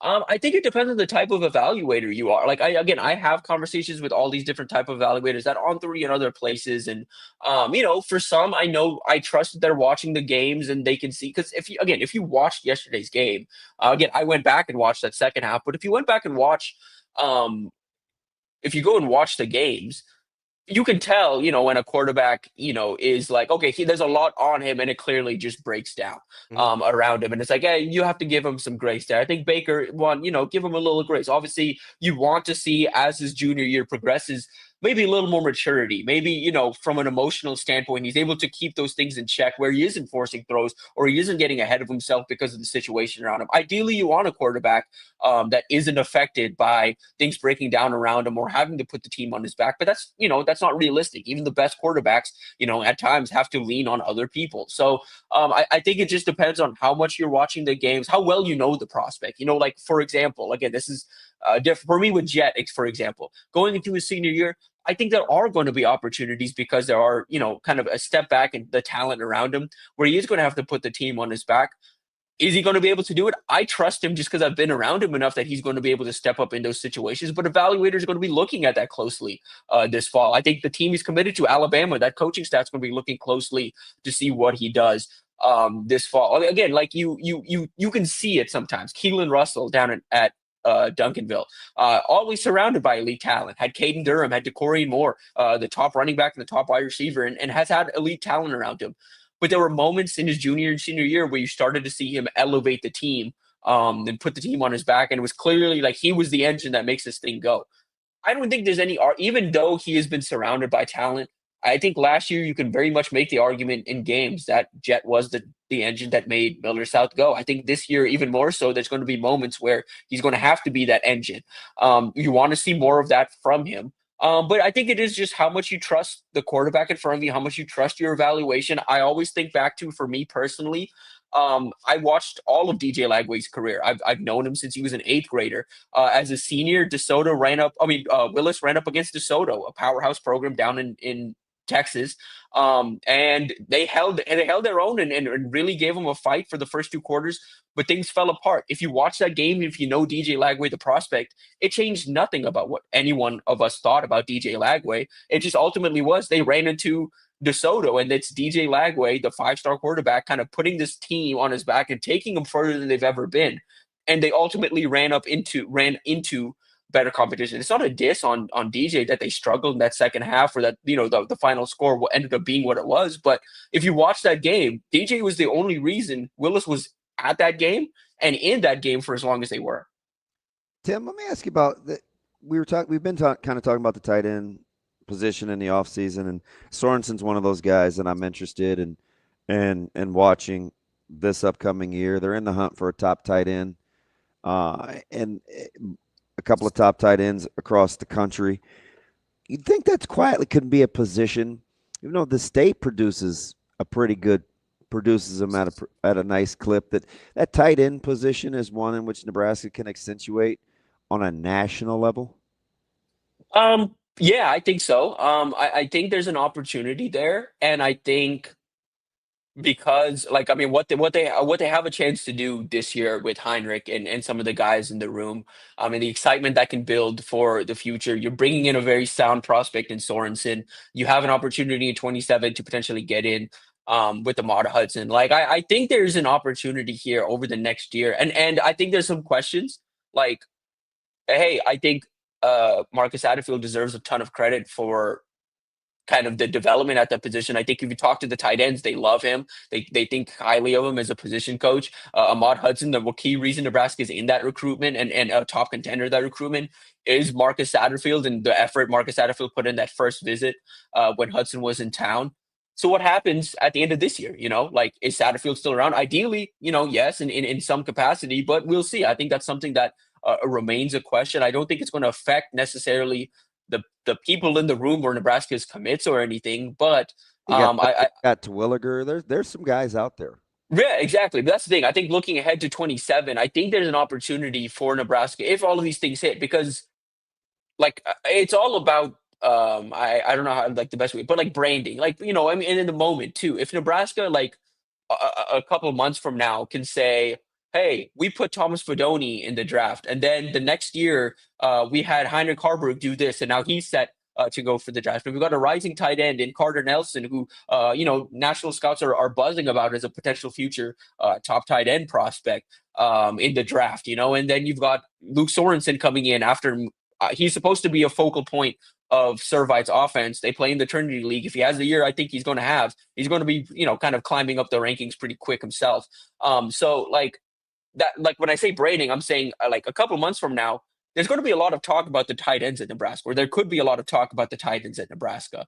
And that's how you get to that point where, okay, yeah, right now, kind of jokingly, it's that tight end they kind of joke about tight end you can start to make the case if some of these start to hit for you. Tim, you mentioned all those guys there, and DB and I had this conversation yesterday. I think from what I've seen, I get the athletic profile isn't quite the same as some of those guys. I still think Luke Lindemeyer is the best tight end on the roster. I agree. I think he's the most well-rounded. I think he's a guy that. I would agree. Yeah. So I was kind of looking, because, and tell me if you agree here, because I know you like to get into the nitty-gritty on this stuff sometimes. I asked DB if he was the only tight end on the roster where you get no clue as about what's to happen because he's on the field. You're talking about when he breaks the huddle? Yeah. If you break the huddle with Lindemeyer as your personnel, as opposed to Harburg or Carter Nelson, is he the only one that you get no clue just by the fact that he's in the game about I think if Markway was healthy too, I think him too. But yeah, I think he for sure in those situations. Also, I do wonder a little bit with that group. Like, yeah, like there's going to be a question of what Nebraska does when Lindemeyer comes out. But from a pure like, where is he going to be and what's he going to do? I kind of wonder if that's going to be Heinrich in specific games. Like, hey, he could be in the backfield. He could be that second tight end spot. He could be in line. He could be out in the slot. He could be catching a pass and then throwing a pass. You know what I mean? Like, it's just, I think you're right in the sense that I think Lindenmeyer is going to be the guy that he comes out and is like, oh, Nebraska could be running or passing. We have no idea. But if Nebraska comes out in like, 12 personnel, when the two tight ends are Heinrich and Carter, it's like, they're probably throwing it. Like, I think that just, yeah. So let me ask you something. If I'm just thinking personnel in my head, right? It's got to be a team that spends a fair amount of time in 11 personnel, right? I think so. That's what I said after the Markway injuries. Like, I think Nebraska's going to be a lot more 11 this year. But I don't know, man. Like, I do wonder as we get closer to it. Like, I feel like we've seen in practice specifically, we've seen a lot of like kind of jumbo, like 12, even 13 type stuff in practice. 12 was what I thought all offseason. Yeah, prior. Yeah. Remember, I was like, hey, Nebraska's going to want to run the ball. I get the flash and dash of the wide receivers. I think they want to run the ball. Mm-hmm. And 12 personnel allows them to still be versatile. And it's a nightmare for a guy like me because you're still balanced, right? One back, two tight ends, and they don't have to be traditional is a headache. So I think that's definitely still on the table. I guess whether it's 11 or 12, let's just say I think, one back with some tight end or H-back type look seems to be the way that these guys will want to play. Yeah, I agree. So what do you think that means the offense looks like if they are playing mostly out of 11 personnel? And do you still think there's going to be some of the versatility like you were talking about with Harburg in terms of where they line up? Because in my head, for whatever reason, when we were talking about Harburg lining up in different spots, I always kind of imagined him as the second tight end in that scenario. Yeah, I that's where I kind of see him, but I think there's going to be like, would it surprise you guys if Nebraska's in 11 and it's like a second and long or even like a third and medium, third and long, and it's three receivers, Emmett in the backfield, and then it's Heinrich out there instead of Luke as like maybe a detached like in the slot. Would that surprise y'all? I don't think so. I think like that's where we see if it's one tight end and it's Heinrich on the field, that's where I could see it. I mean I think there's just also a world where Nebraska throws out a lot of different wrinkles because they are so versatile. Like again, Heinrich can do a lot of different things. I do think they want to utilize him in a couple of different ways. And that's only the reason why I think it's that question. I think it's going to be like a handful of snaps where he does something different than what a traditional tight end would do. But I do think there's that like the idea of that. I also think, and I wanted to ask you guys this because I mentioned when Markway went down, like I was like, oh, I think Nebraska's going to play a lot more 11. As we get deeper into fall camp, I'm like, well, are they going to play more 11 because Markway went down or because they're so comfortable with the depth at receiver? I think so. It's interesting. Like the coach in me says, stylistically, I want to utilize my best players. Mm-hmm. Right. So tight end's one of those spots. I don't know. Is my fourth wide receiver better than my second tight end versus how I want to play offense? I mean, that's the difference between 10 and 11 or 11 and 12, right? In this case, I do think your third option at wide receiver is better than your second tight end in the game until you get the same pass catching kind of prowess out of the position, whomever it is, right? I think there's a point. Yeah, you understand what I'm saying philosophically, right? So I think that's what it ultimately boils down to. And it's not just singularly better. Like you can't say, hey, is having Barney on the field better or worse than a second tight end? It's not that easy. Yeah. It's relative to what we want to be on the offense. How much are we willing to only play with an X and a Z versus having two tight ends? Right. Yeah. Yeah. Yeah. You know what I mean? Yeah. One of those guys has to come off the field. Stylistically, is Barney more useful to you than Heinrich Harburg? Because ideally, it's like, fudge, Barney's one of our best players. Why wouldn't we play with him as much as we can? As much as possible. Yeah. Yeah, I think Barney's on the field. Yeah, I think Barney and Key are like staples. I think they're on the field in most everything. Where for me, where it gets interesting is like, is there a point this Could you see fall? Barney being an X or a Z? No, I mean, Well, no, that's the dilemma. Right? Yeah, like especially now with the personnel, like the other options Nebraska would have to be an X or a Z. You know, like I just think it makes more sense. That's what you have to consider if you use another tight end or an H-back type outside of Lindenmeyer. Right. Somebody's coming off the field. And you probably don't want it to be Ja'Cory Barney. Or you have to how much can you use? Like, yeah. How many different ways can you use them? Before you reach a point of diminishing returns, because you still want to be able to run the ball too. Yeah. Yeah. That's is there a point? Yeah, I was wondering with this question specifically, because it does bring up something like, again, in terms of, hey, is the second tight end better than Nebraska's third pass? I don't think so. I mean, I think they need to prove it. It's not really that linear, but yes, exactly. I'm saying if we run and run duo or power, are there other ways we can get to it and utilize our personnel and not compromise our passing game? Or how being an 11 personnel allow us to still do that? And is this going to be our RPO guy? Like, those are the cool things that where you're putting an offense together where you have to understand your personnel. Right. Like, I think players, not plays. So can you run the way you want to with Barney on the field instead of an extra tight end? Yeah. I just use that as an example, right? I mean, it's November, man. What are we doing? It's October. How does that fit with what our philosophy is offensively? Yeah. As we're having this conversation, I think part of that though is why Dana was so animate about perimeter blocking early. Because I want to be able to RP. I want to be able to utilize some of the fundamentals of my offense, but we can't do anything on the perimeter without being physical. Mm-hmm. I don't care what it is. Yeah. Right? If you're not physical in the run game as perimeter blockers, in this league, it would be hard to still be a prolific passing offense because people wouldn't play you honest. Yeah.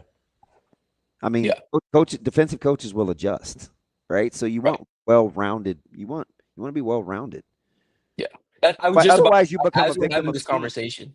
What's that? No, I was just about to mention, as we were having this conversation, Nebraska is better. Like, the receivers are better blockers. They that's something that was been a point of emphasis. Barney, is an effort blocker. Isaiah is a good blocker. Dave's a solid blocker. And you mentioned early in the offseason or times of the offseason you thought it was going to be more 12. I did too. And for just the reason of the tight ends and all of that, I do think the reason our minds are changing a little bit is because I think the receiver talent is better. I think they are further along as blockers than maybe even Dana maybe have even accounted for coming out of last season. I mean, I do wonder if we asked him honestly what Dana's head. I mean, he said it straight up, like it was not a great situation in January. Like where his head was at with the roster he had in January versus the roster he has now, and what he's able to do with the pieces he has now compared to maybe what the cupboard looked like in January. The other question with the tight end room I just wanted to throw out real quick. If he starts to pick up the offense and starts to like kind of move around quickly as a result of his mastery of the offense, is there a point where Nebraska can say, okay, maybe it makes more sense to go in 12 here because Carter Nelson as a second tight end is like a matchup nightmare? Is there a point this year where we could see that? Is there a specific matchup we could see that potentially where Nebraska feels that Carter Nelson, if he's in the playbook as much as he's supposed to be, and he's got that part down. Or any of these guys. Yeah, any of those guys. Be good that appear to be able to run after the catch. So the question I was going to ask, and I'm glad you brought up Carter here, is I sort of view, and maybe I'm nuts just because I like Bonner too much, but like I view him and Bonner and their skill sets sort of similarly. Like, they sort of both feel like tweeners almost? I don't think we respect, as a fan, like in the media and as a fan base, I don't feel like we respect Bonner's talents enough. I think we describe him, we think Bonner, and we think, oh, man, hard hat, lunch pail kind of guy. No, I think he's really talented. He's a pretty talented player. Like, he can do a lot of different Every time things. he got the ball in his hands, he tended to do something positive with it. So that's why I'm kind of asking the question, though, is like we're talking about this with tight ends with, hey, can you still pass the way you want to with 2 tight ends in the game, and could you still run the way you want to with 3 wide receivers in the game? But if you're using, say, Bonner in one of those situations where he sort of can do both and he's really talented with the ball in his hands, like I almost wonder if he, like we talk about Carter Nelson as sort of the glitch in the offense in a positive way that he can cause matchup issues. I wonder if we shouldn't also be talking about Bonner in that way from the wide receiver room. Yeah, I think so. In a different way, but just because he's another guy that you don't really know what Nebraska is doing when he's out there. Like Nebraska trots out an 11. It's Emmett Johnson in the backfield, Dylan Raiola, Luke Lindenmeyer's the tight end, Jenner and Bonner's one of the receivers, and then it's Dane Key and Ja'Cory Barney. What's Nebraska doing? You have no idea. Like they could block and they could just run it, and you feel pretty good about that group being able to block. They could throw it, and you feel pretty good about the opportunities. For a Dane Key to maybe clear out the field. Maybe you get Bonner on an underneath route, and you have maybe Ja'Cory on a deep cross. Like you have all these opportunities to it's like you trot that specific personnel out there. The defense is going to have to account for essentially everything. Mm-hmm. Oh, good conversation there with our guy, Tim Verghese, inside Nebraska. Tim, appreciate the time. As always, we'll talk to you next week. Appreciate you guys. How can you not want to run the ball if you think your offensive line is the strength of your team? Yeah. And we all tend to think they're better run blockers. I just go back to who do they want to be versus who they need to be. Yeah. I mean, it's going to be fascinating. I'm excited. Yeah, it is. It is. When you start to break it down into that's how you have to think about it if you're Holgerson. Need. And he's not blowing smoke when he says, I needed time to evaluate my talent and what we have in the room. Yeah. Then I'll tell you how we're going to play. I would say I believe him when he says we're going to play to the strengths of the team. I believe him when he says that. That's DB. I'm Ravi Lulla. We'll be back. More Hurrdat Sports Live coming up next. It's been phenomenal, to be honest with you. I mean, our team, and it goes back to our head coach, we probably have the most disciplined team in America.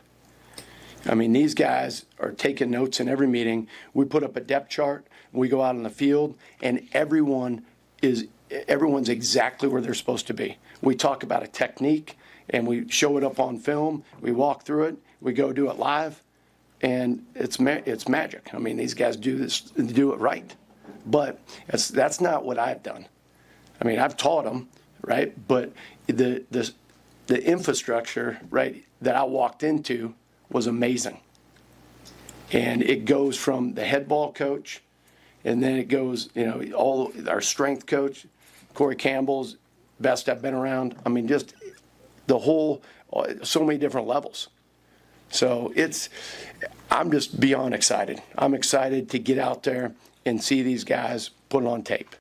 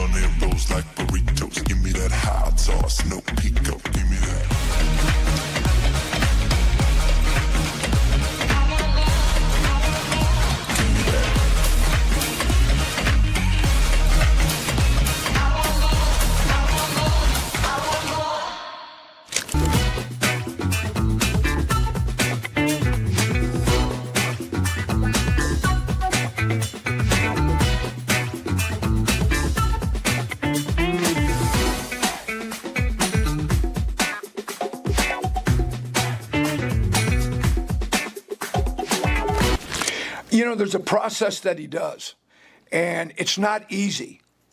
And I'll give you an example. We went to Baylor, and Art Briles was one of the best coaches in football, but he did things dramatically different than we did. And Matt was a hell of a coach. So different ways of doing it. So you got to bring everybody together and now flip that. All right. And so, it takes time. A lot of the things that Coach Rule believes in and demands takes time. And you can see this team doing it. When Coach Rule, like we got on the defense the other day about not running the football, and Coach Rule came in the meeting. I mean, that they are just tied to him, to his hip. I mean, whatever he says, they're going to go out and do and believe. So that takes time. And the relationships and all that. And that's why I think the third year, Matt's teams have taken a big jump.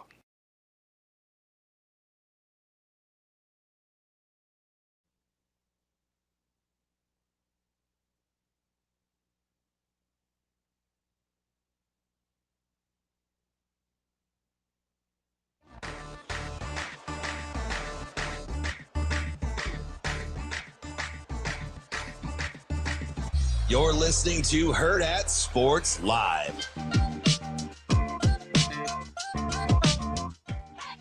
Welcome back, Hurrdat Sports Live. That's TBM Ravi Lulla here at Hurrdat Sports Bar and Grill, reminding you if you need anything done with auto body, Dingman's is your place to go. Make sure you go check out dingmans.com to find out all about the products and services they offered. But you need to know about the type of people they are too.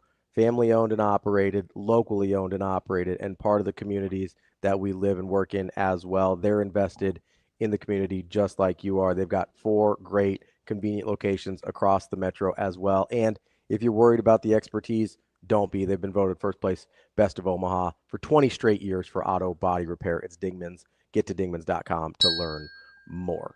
The conversation with Tim's super interesting to me, DB, because I do think this is a place where your coaching perspective can really change the sort of dynamic of how we view personnel and players and what people are wanting to do, right? Because I was kind of like Tim, where I'm sitting here and I go, okay, do I like Heinrich Harburg more than I like Isaiah Hunter or Ja'Cory Barney? Or do I like Carter Nelson more than I like, Keelan Smith or Cortez Mills? And that's not really the right question, right? It's what do we think we can be the best at?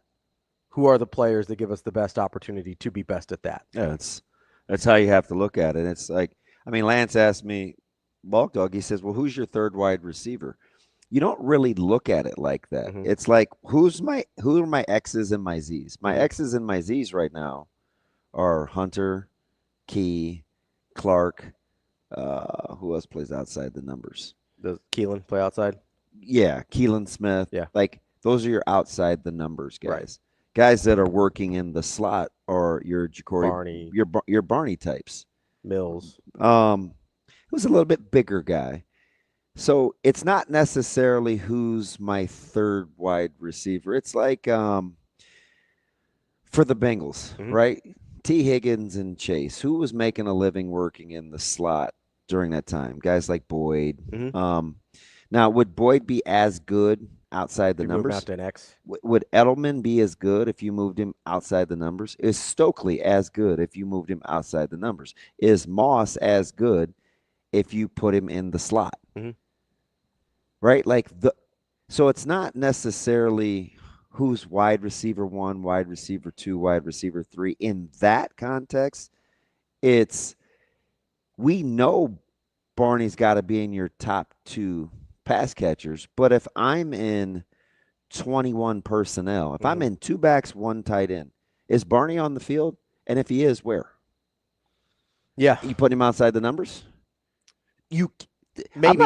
Listen, hear my heart. I'm not saying you can or can't. I'm not saying he's not. I'm asking the question philosophically. Because if we think he's best inside the numbers, is he good enough outside the numbers to justify that being the perimeter run game? Are we still playing to his strengths? Yeah. Is he still the over, the mesh, the crosser, the sail guy? Or is he become kind of the slant, comeback, vertical guy? Yeah. Right. So those are all things that wide receivers have to think about, right? What makes Jamar Chase good? Well, you can put him anywhere. Sure. He can play in the slot. He can play outside the numbers. Those guys are tough, right? Even these bigger guys that you don't get used to playing in the slot.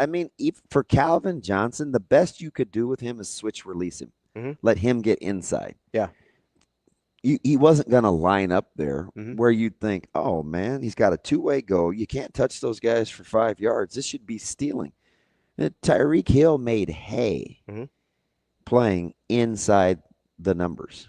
Even though you typically think of the super fast guys being Put him on the outside outside, just run by guys. Yeah. Right? So, I mean, it's not – those are the things that you have to – those are the things that you have to think about. What is my versatility within this offense? And then you add in the wrinkle that we talked about at the very end there. All right, what is the strength of not just my receivers or tight ends, but then how does that mesh with the strength of what I think my offensive line is, right? It's how you're putting the roster together, you know? Right, because you think, I mean, most people think the offensive line is a strength, which is great, but I think most people also agree run blocking is ahead of pass blocking at this point for this particular group, right? Yeah. Especially like you look at Pritchett, you look at Spindler, you look at Litovsky, like those are all guys that you think of, hey, they're more road graders than they are pass protectors at this point. Not to say that they won't be good at both at some point, right? So you go comment in the stream, right? Not to cut you off, but to accentuate what you're saying. If you believe, the comment is, I don't believe we have TE2, a tight end 2 that is an inline guy. Let's say, whether I agree with that or not, let's say it's true. So then on a smaller scale, the discussion goes, all right, if I want to get in 12 personnel, is that where I use Teddy? Is that where Like I a use jumbo my set? next?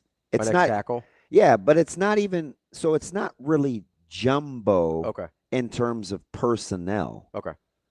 It's jumbo because he's bigger than a normal tight end. Okay.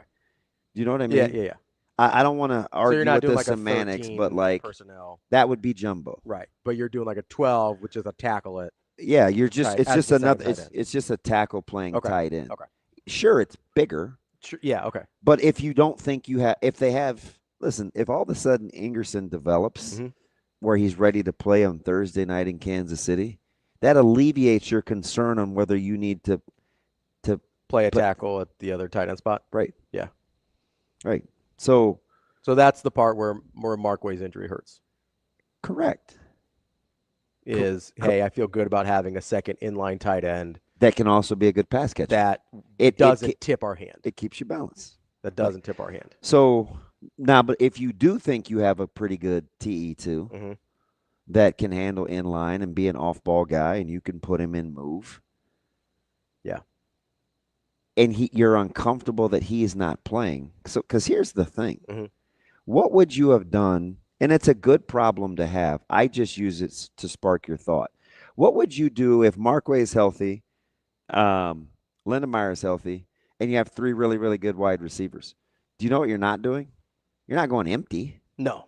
One of those guys is going to be off the field sometimes. Yeah. And you're going to be uncomfortable about it.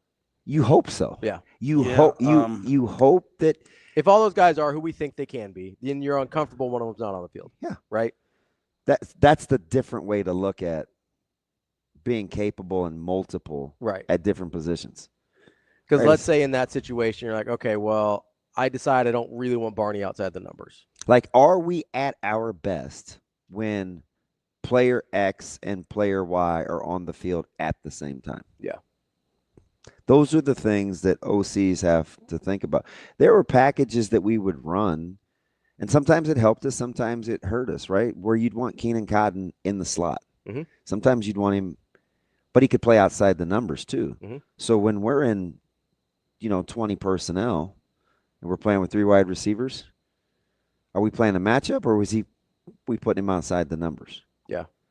Right? Or a couple years ago, you had 2 really good tight ends with Spady and Christian Jones, right? Where both these guys, and so there would be these debates. Okay, if Christian and Spady are both in the game in this personnel grouping, who's coming to the bench? Well, 2 years ago, it would have been Keenan. Yeah. And then it's like, well, how good do we feel about that? I would say, I don't feel good about putting Keenan on the bench. So sometimes offenses, that's the game within the game. Another good example, defensively. Hey, we really like these guys on the field from a personnel standpoint. Can we, if we get into let's say big nickel, how hurt are we by not having this player on the field? right? If I play with an extra DB. So let's say you really like your linebackers, but you feel like you need to play with an extra DB on the field. How good do you feel?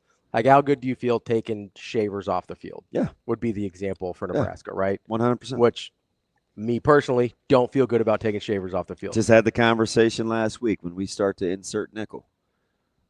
We pulling one of our better second-level guys off? Are we pulling a D lineman off and having that second-level guy go put his hand in the dirt?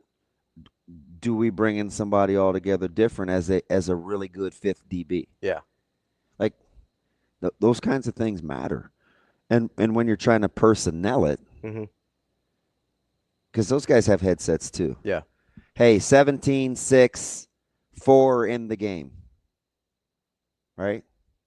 Or that's not 17 anymore. It's 2. 2, 6, and 4 in the game. Yeah. Right? Those are 3 receivers. If I have 2 backs in the backfield, am I in 20 personnel? Or is Bonner can he act like a tight end? Yeah. Can he be a move H-back? Yeah. The guys upstairs on defense will say, hey, I want to know personnel groupings. Hey, 4's out, 85's in.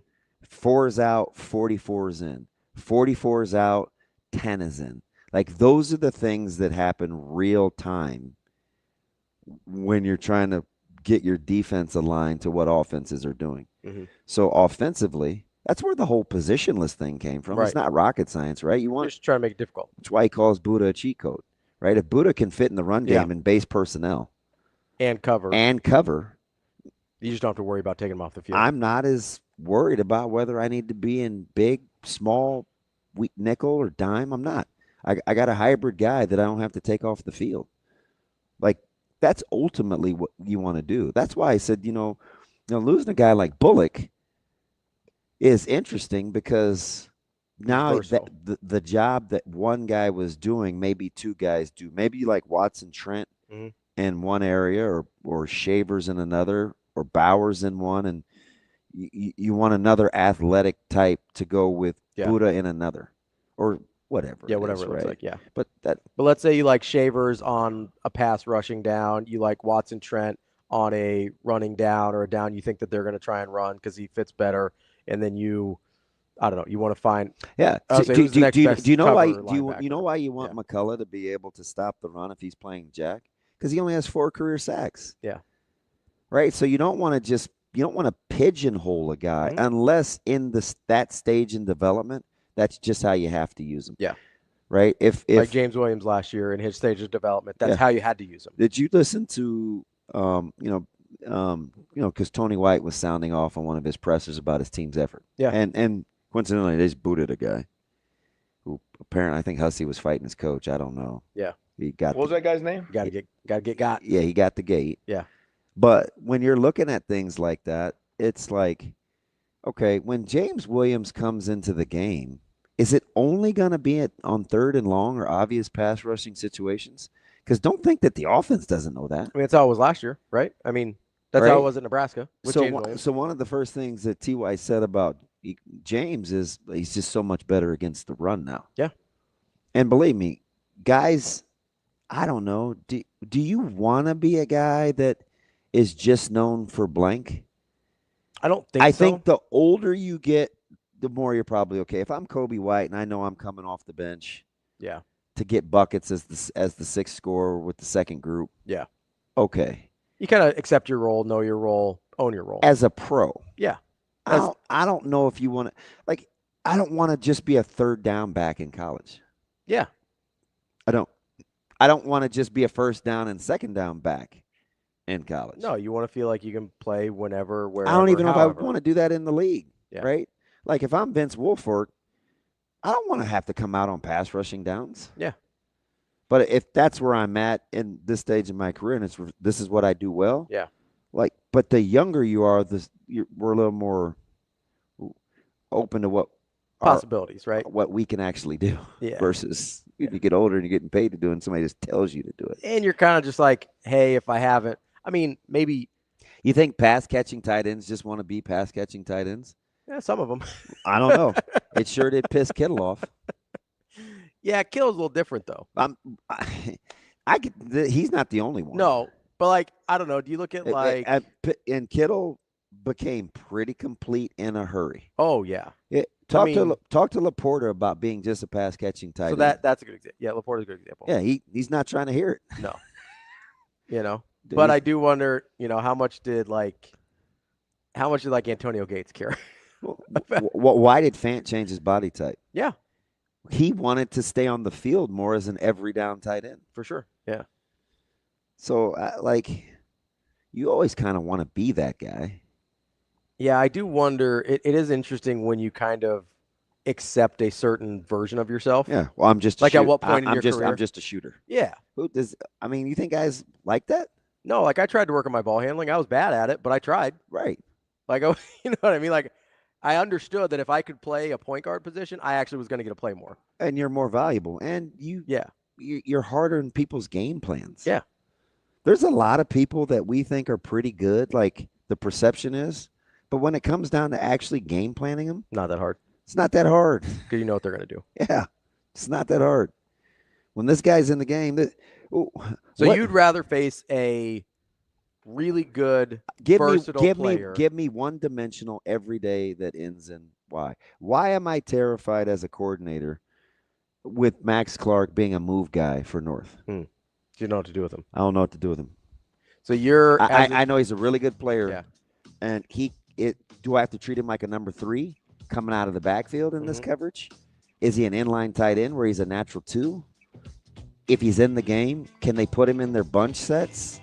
You have to match personnel sometimes. So if you're a defense coordinator in the NFL, you say, hey, I'd rather try and, I don't know if this is the right example, so tell me if I'm wrong. I'd rather try and game plan for Tyreek Hill than Deebo Samuel. That's I'm splitting hairs, but yes. Okay. Yes.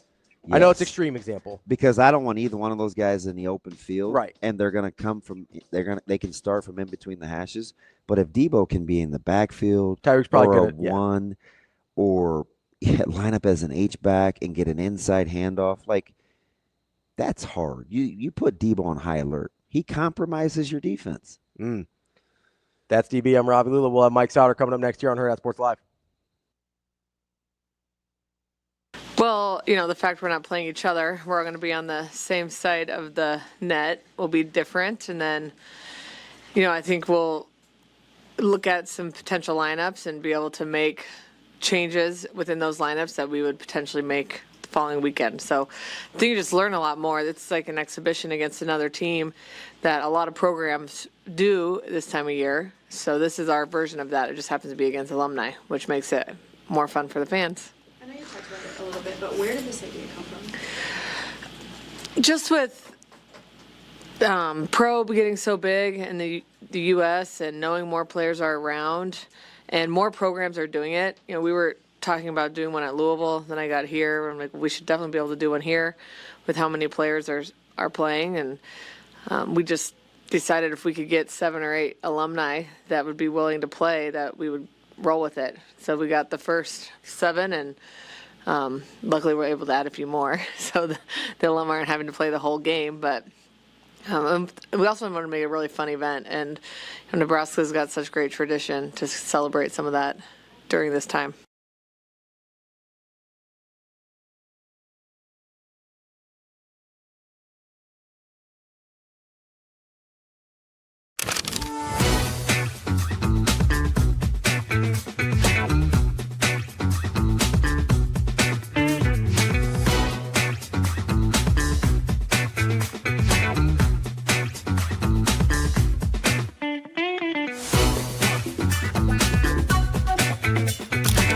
Definitely really excited. We haven't really done anything like this specific format where it's alumni versus the Huskers, and it's really exciting. And I know it's a good chance for me to see a lot of my former teammates, former alums that you might stay connected with, but you don't get to see them all that often. So it's fun to get to see them. But just the playing is going to be really exciting. It's a really good roster, and I know I'm definitely nervous, but because we haven't practiced together or anything like that, we're going to do like a 30-minute little practice right before we play and see how that goes. But I don't feel that nervous, but I know when I walk out into Devaney, it'll feel like I'm an athlete again, and that's a little bit nerve-wracking, but mostly excited.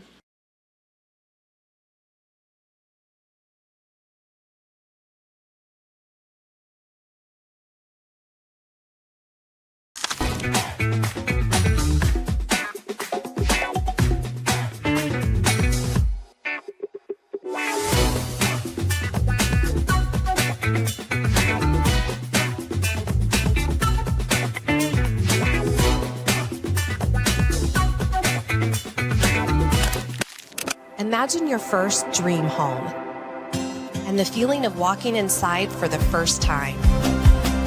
With Centrist Federal Credit Union's First-Time Home Buyers Program, you are at the doorstep of bringing your vision to life.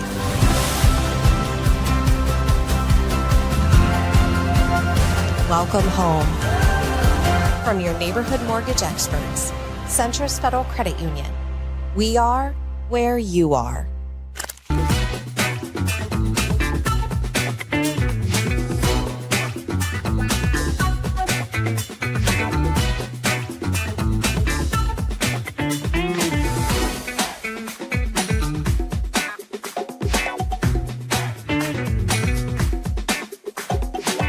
Honestly, like, I barely know some of the people that are playing with Kelly, so I think it's going to be exciting, but it's also going to be interesting. Like, it's the first time we're going to have like a true lineup out there and probably not mixing around as much. But I'm really excited. Like, a lot of the girls, like Allie and Lindsay, like, I got to play with, so it's going to be fun playing against them.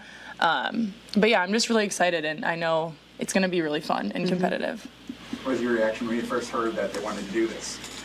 You know, I was a little confused. Like, I had heard comments made about it during our beach season, but I just didn't think that it was actually going to become a thing. So we're really excited. I think I found out about it, like, through Instagram. Like, I actually didn't know it was official. So it was interesting, but it's a really interesting idea.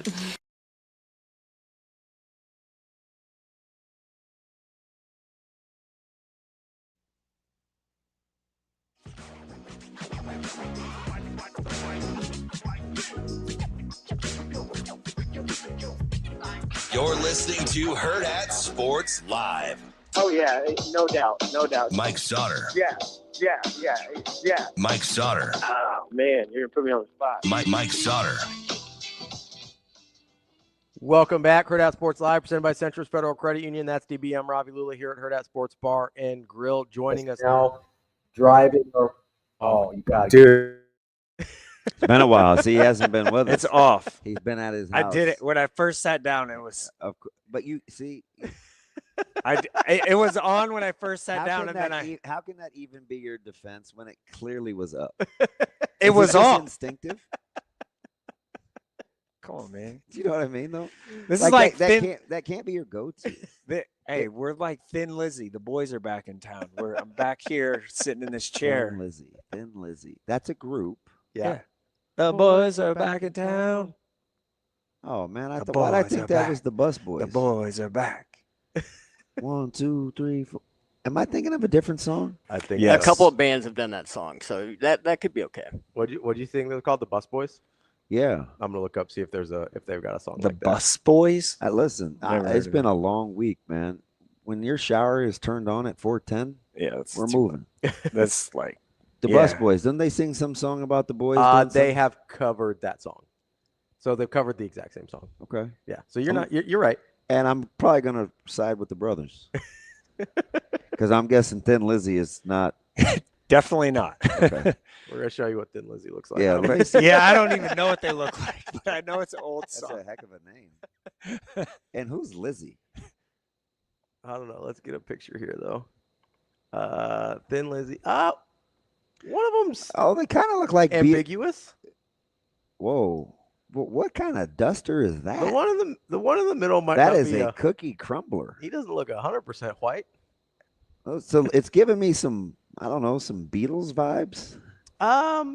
Maybe it's the round blue glasses. I would say it's probably it's probably the hair in the glasses more than anything. Yeah, those definitely not the Bus Boys. Very different sound than the Beatles. So where are we coming from, Jerome? We're coming from Waverly. I was at Waverly this morning.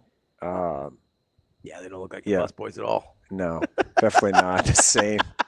What movie was that in? Was it Beverly Hills Cop? Or the one with Nick Nolte, 48 Hours? I think they were in 48 Hours. Yeah. Yes, it's 48 hours. Yeah. Let's go, DB. Yeah.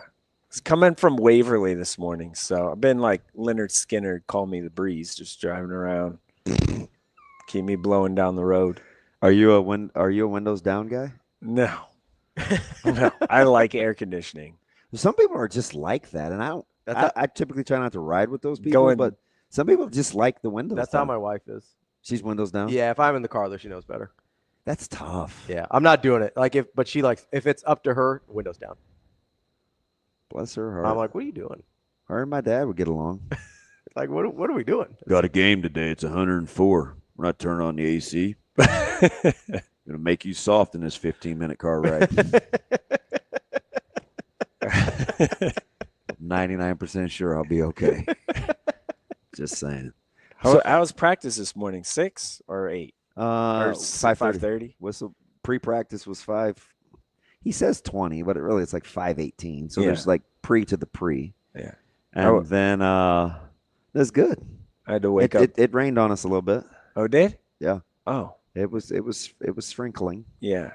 Waverly did not rain. Sun came up. It was beautiful. Like it's pretty, isn't it? Yeah. You smell the grass. It's like that's sometimes I feel like that's my safe space. Yesterday in Lakeview, 5:45 a.m. That picture of that grass was phenomenal. It was is so amazing. Pretty. It's amazing. Their playing field is like holy. When did they get on it? Never. They practiced a little bit on it at the beginning of practice, and then they went up top to their 2 100-yard perfectly manicured grass fields. Hey, do you want a little anecdotal bit I heard on Friendsome? So I was expressing my affinity at a particular place, and there were a couple people from where he's from. I mean, total coincidence. And I'm like, oh, he's this and he's that, and even when they beat us, he was cool walking. Like I just enjoyed talking to him, right? And we're going on some years now. And the guy goes, back in the day, he was a mean, tough, I could see that. Fighting, pick a fight, couldn't control son of a gun. I thought he was exaggerating. And his buddy stood with his arms folded, and he just was nodding his head like, yep. I'm like, Coach Frank. I'm like, there's no way. Yeah. That guy was a wackadoodle. I could see a little bit of that at a younger age. Yeah. Mm-hmm. But like you watch he doesn't coach like that. No. He's intense. Like I know Coach Lamanji was once nuts. Yeah, for sure. Right? Like yeah, you can get that usually vibe. I knew Coach Petito was playing with a half deck. Like you just know guys. Yeah. They are they're about that life. Yeah. Coach Frenzen, I asked him, I said, okay, 5:45 practice, what time are you gonna get there? He goes, 3:45. That doesn't surprise in the me. morning. I'm like, bro, have fun. I'll see you there at 5:40. During that 7-on-7 when they beat us in the quarters. Yeah. I think they were warming up for about 38 minutes. Yeah. I'm dead dog serious. Yeah. Unbelievable. Some they just built the reputation. That grass though was sensational. It is. I'm telling you, like, it's amazing. That's like their facility football, like it can't be less expensive than just laying the turf once, than the upkeep of that grass you sent me. He told me they had on their playing field. He told me because I was just like in awe of their playing surface, and I was like, man, like this looks really good, like high level, big time college football grass field. Shane, would you rather play on the new special turf or natural grass? Natural grass. New special turf or natural grass? Special turf. Special turf or natural grass? I'm a grass guy. I just like grass, obviously. Not that well. Sometimes. Yeah. when in Rome. Yeah. Yeah. Like it depends on the situation. What about you? You're the only one that actually has like a high level of like playing here. I don't know. I go back and forth. Yeah. I'd rather smell the natural grass. I'm more captivated by it.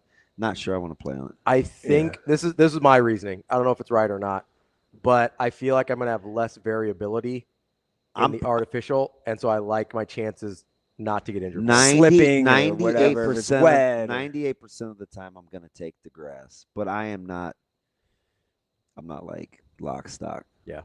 Yeah. It's they're I mean, I almost missed the start of our pregame in East Lansing a couple years ago up there because of their grass. And they had a little precip in the morning. Yeah. And I literally was on both knees, like I must have been in my own world, and Coach Els comes over because I forgot he was on Michigan State staff at the time, and he goes, "You doing all right down there, man?" So then I took a picture. Like, I had to play it off. Yeah. I took a picture and I tweeted it out. I was like, "Ooh, that's your grass this morning." When the reality of it was, I was completely enthralled for like 8 minutes of looking at the blades. And I rubbed it with. I'm like, is this what I smell in the morning? I mean, just super nerding out, but it was beautiful. Now, Nebraska ended up not winning that game, which really pissed me off. But the grass was fantastic. Frenzen told me that he said you should have seen the amount of sand they put on this thing in the summer. Yeah, I gotta imagine the upkeep is tough. He said they got the thing from the golf course, like the sand spreader thing, and like did that, and I'm like, whoa, that's like a lot. My neighbor helped me with a vehicle in the driveway. We were talking about his yard, and I said, "Man, are you a turf pro guy? Like, what are you doing? You just kicking crabgrass's ass?" And he's like, "No, it's 2 times. I do my pre-emergent, and I wait about 5 weeks." Yeah, it's 5 weeks. Yeah, I got about 5 weeks, DB. You put down another coat. Hey, you got to know Lupe because he's just how he talks. He's like, "I'm good." I was like, "Damn you!" My next step is I got about 2 or 3 weeks left on my first week of September. I'll put down the next, like the third or fourth step of like the stuff on my yard. Okay. My yard does not look like that though. That Lakeview grass was. How was Waverly this morning? They're going to be pretty good. They're going to be pretty good. Broxton Tepley comes over. BB's going to be.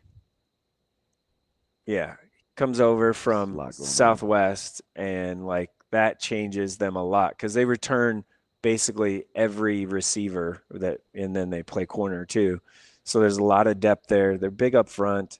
Nathan Axman probably won't have to rush for 41 carries a game like he did last year. He had like 3 games in a row where it was like 30 plus carries. I admired his Ironman-ish. He's slimmed down a little bit. So like to get a little faster and stuff. So he's kind of slimmed down and looks good. And Coach Mann said they got a squad. They got Bennington week 1.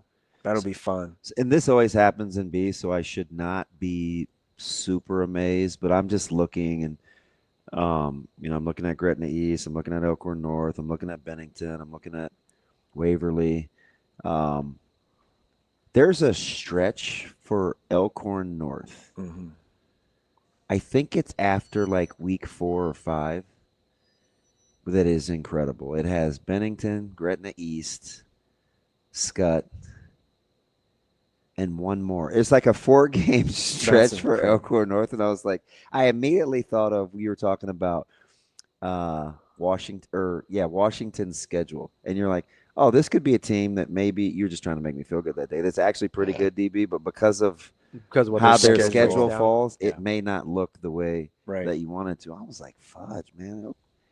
But there's always those handful of teams that get that district 4-game deal where it's like, what do you do? Really? Yeah. So they end their season at Scott, against Gretna East, against Bennington. Before that, they've got Elkhorn.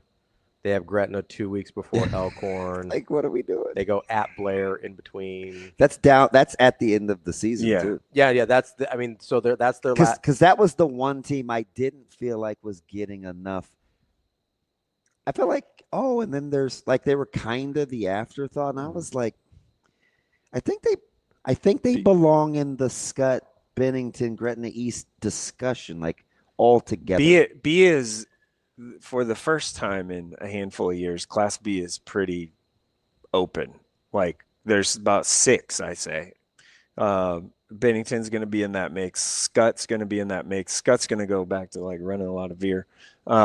He's always got that in his bag. Yeah, that is so silly. But they're going to be a little more of that, I think, this year, just because the pieces they have. Do you think that's what he prefers deep down?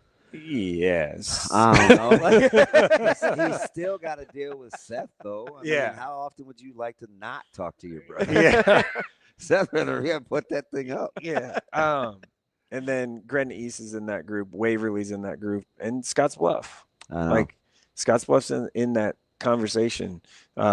Nate Kelly at quarterback. Obviously, we see what he can do as a basketball player. So, am I the only person that thinks Nate Kelly should be like 22? Yeah, he's been around a long Can time. you graduate already? Get out of here. Well, I think Jacob fell in love with him like 4 years ago. Yeah, he did.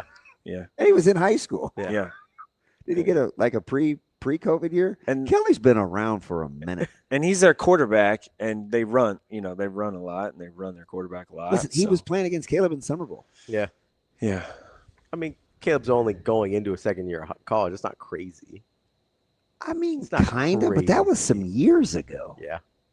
Yeah, they had like ETG to like 30 first half points. I was like, this goddamn Patella. Scottsbluff's going to be good. I schedule's right too for them to kind of get some wins and stuff. Maybe they could take a little bit of the burden off his shoulders too, because I think late he gets got worn down. He's got to do a lot. Mm-hmm. What about Wahoo? If we're changing classes real quick, I love Wahoo. I'm obviously a big Central City guy. I love the World Herald's. Good on them. Yeah. For the article on Central City. They're going to be. Are we destined for a rematch? I don't want to tell that to everybody else in C1, but Wahoo's I think clear right at the start. I will be at Wahoo on Tuesday. Okay, so I thought they were okay. No, yeah, I'll be at Wahoo Tuesday, so I'll see that. But they return a ton, and they lost some linemen. Like Scanlon is a good player. Like they lost some linemen, but they'll be right back in the conversation. Running back returns. Like Coach Fox does a great job.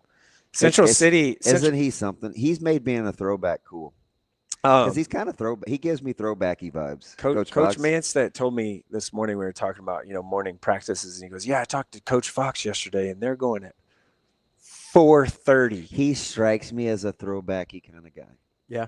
Oh yeah. They started in the 4 a.m. time this morning for practice. I was just cleaning out the shower. That's crazy. And I was mad then. Yeah. So I was. Central City will be up there. I do think Lakeview's good. I was at Ashland Greenwood the other day. They returned like a bunch of receivers, returned a running back, lost some linemen. Bear Kittrell, by the way. Good player. You ain't got to tell me. The whole like the genes. It is. And cousins, he lost brothers. He's lost that baby fat. So like he looked really good on when was that? Wednesday morning. So surprise. Looked really good. Being good at something. Yeah, no, like that's like a Ohio Bobcat written all over him. like that's it. I don't know. I think SDSU might have some words about that. I got to do a sit down with one of their guys today that's doing a piece on DJ. And I asked you last week about thriving in this.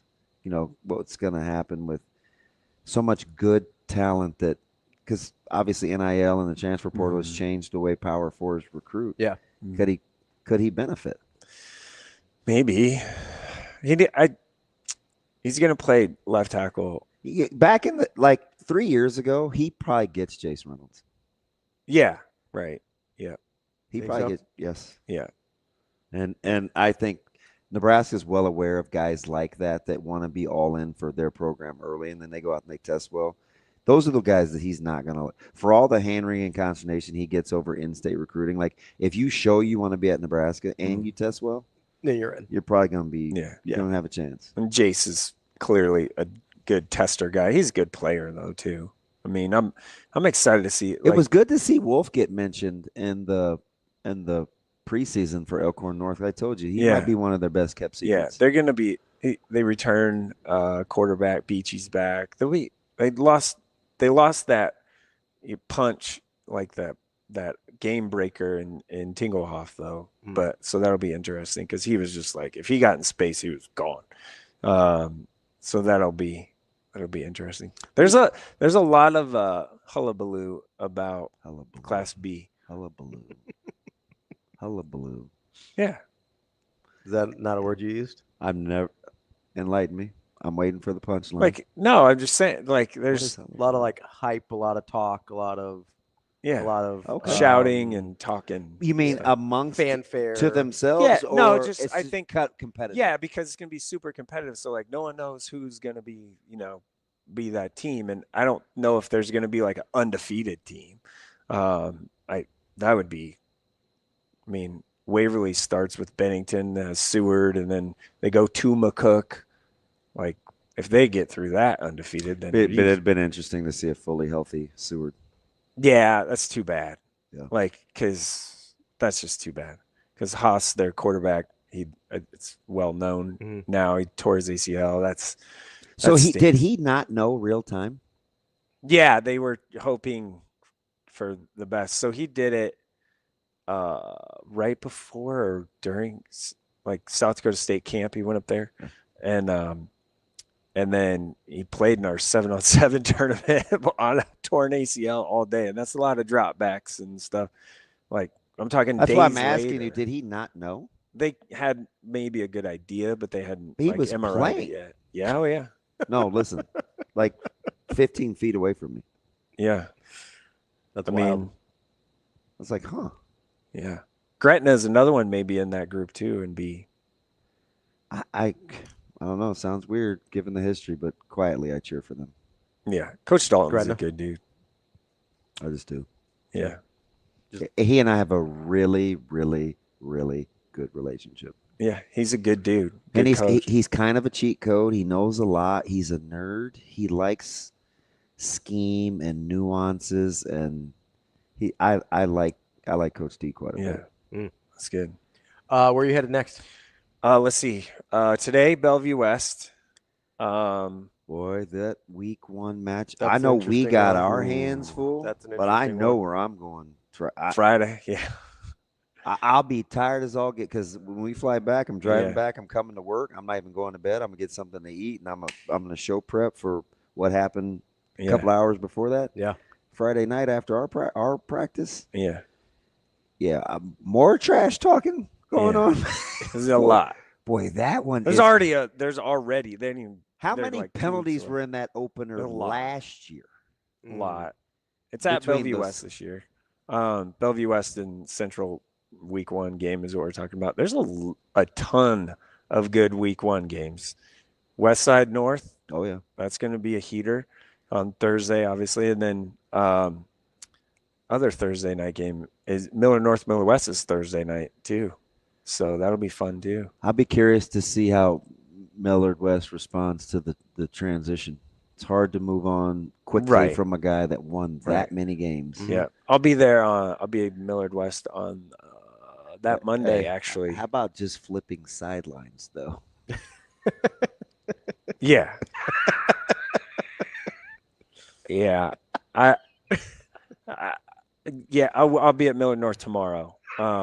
Tomorrow morning, and that be interested to see what Erickson looks like in a blue jersey. 'Cause, yeah, there'll be some stuff there. Maybe I don't know. Like maybe not. Right? Like it. I don't know.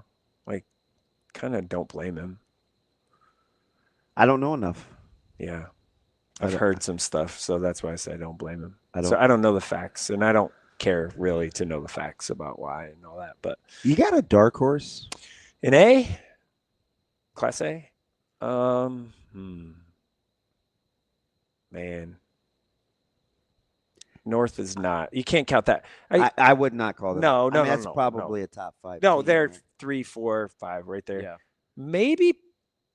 I'm gonna give you a team that. And Bellevue West. Okay, Bellevue West is going to be top 10, but like I they're not still getting think you have talked to about. count Bell West as a dark horse because people Think they're not going to be good. and they're Well, kind they're of good they enough. get talked about. Like well, they've been dismissed because of the hype the last a few years that they didn't live up to. yeah, and I'm right? like, so I think they get. I don't get how they fell out of good graces so quickly.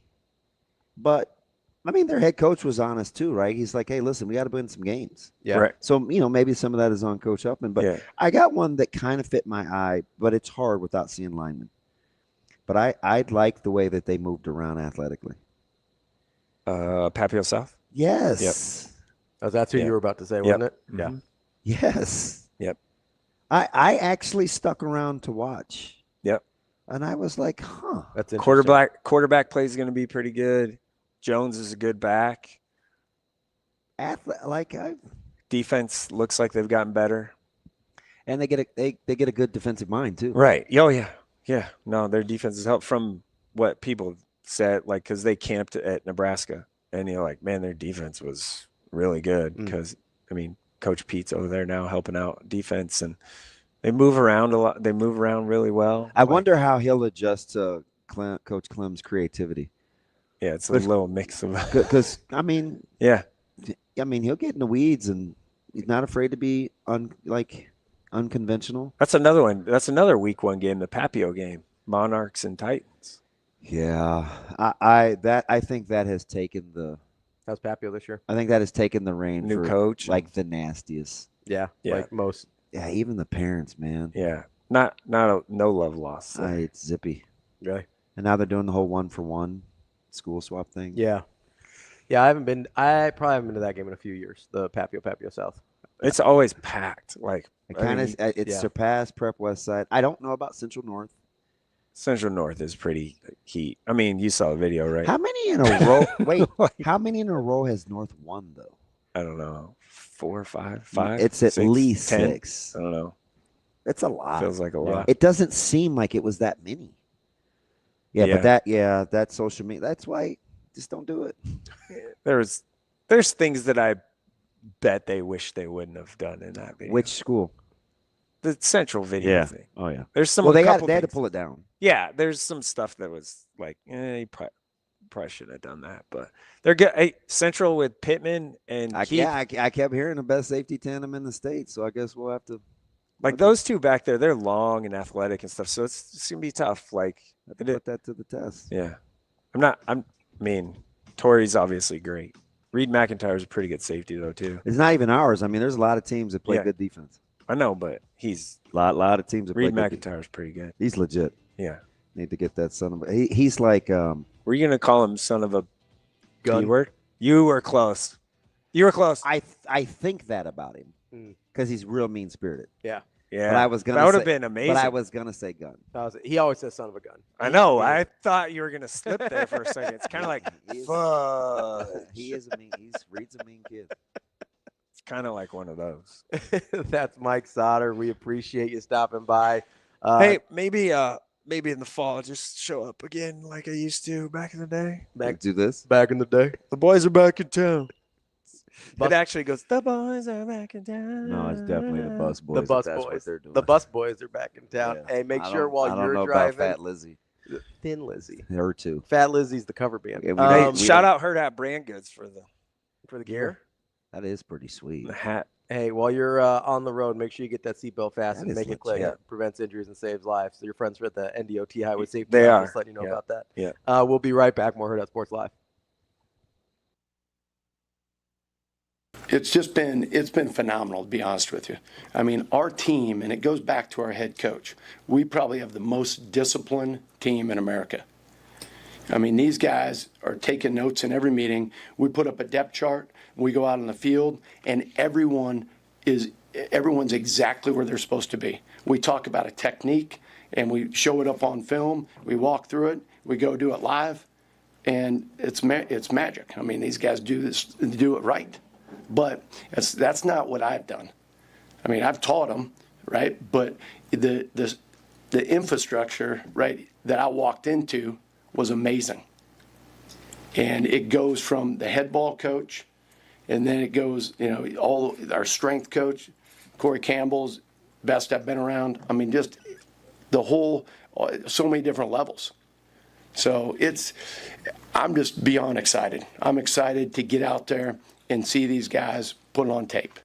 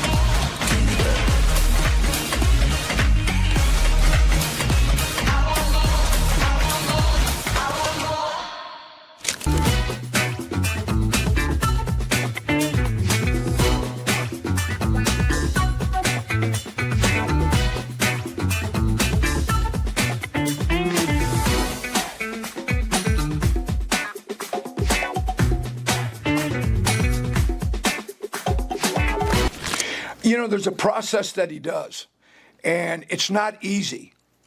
And I'll give you an example. We went to Baylor, and Art Briles was one of the best coaches in football, but he did things dramatically different than we did.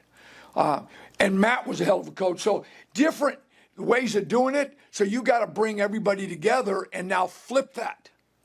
All right. And so, it takes time. A lot of the things that Coach Rule believes in and demands takes time. And you can see this team doing it. When Coach Rule, like we got on the defense the other day about not running the football, and Coach Rule came in the meeting. I mean, that they are just tied to him, to his hip. I mean, whatever he says, they're going to go out and do and believe. So that takes time.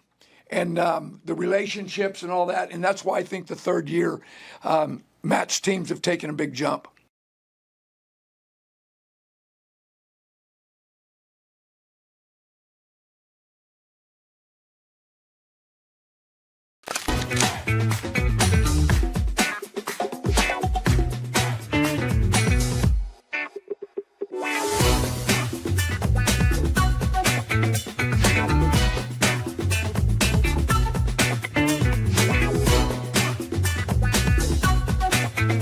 Well, the fact we're not playing each other, we're all going to be on the same side of the net will be different. And then, I think we'll look at some potential lineups and be able to make changes within those lineups that we would potentially make the following weekend. So I think you just learn a lot more. It's like an exhibition against another team that a lot of programs do this time of year. So this is our version of that. It just happens to be against alumni, which makes it more fun for the fans. I know you talked about it a little bit, but where did this idea come from? Just with pro getting so big in the U.S. and knowing more players are around and more programs are doing it. We were talking about doing one at Louisville. Then I got here. I'm like, we should definitely be able to do one here with how many players are playing. And we just decided if we could get 7 or 8 alumni that would be willing to play, that we would roll with it. So we got the first 7, and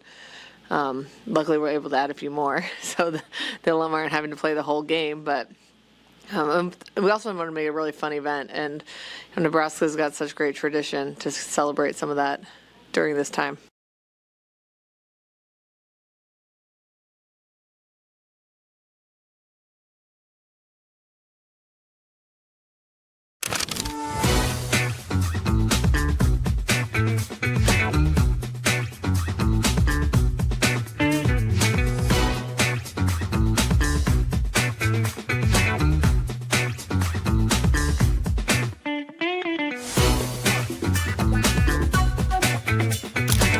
Definitely really excited. We haven't really done anything like this specific format where it's alumni versus the Huskers, and it's really exciting. And I know it's a good chance for me to see a lot of my former teammates, former alums that you might stay connected with, but you don't get to see them all that often. So it's fun to get to see them. But just the playing is going to be really exciting. It's a really good roster, and I know I'm definitely nervous, but because we haven't practiced together or anything like that, we're going to do like a 30-minute little practice right before we play and see how that goes. But I don't feel that nervous, but I know when I walk out into Devaney, it'll feel like I'm an athlete again, and that's a little bit nerve-wracking, but mostly excited.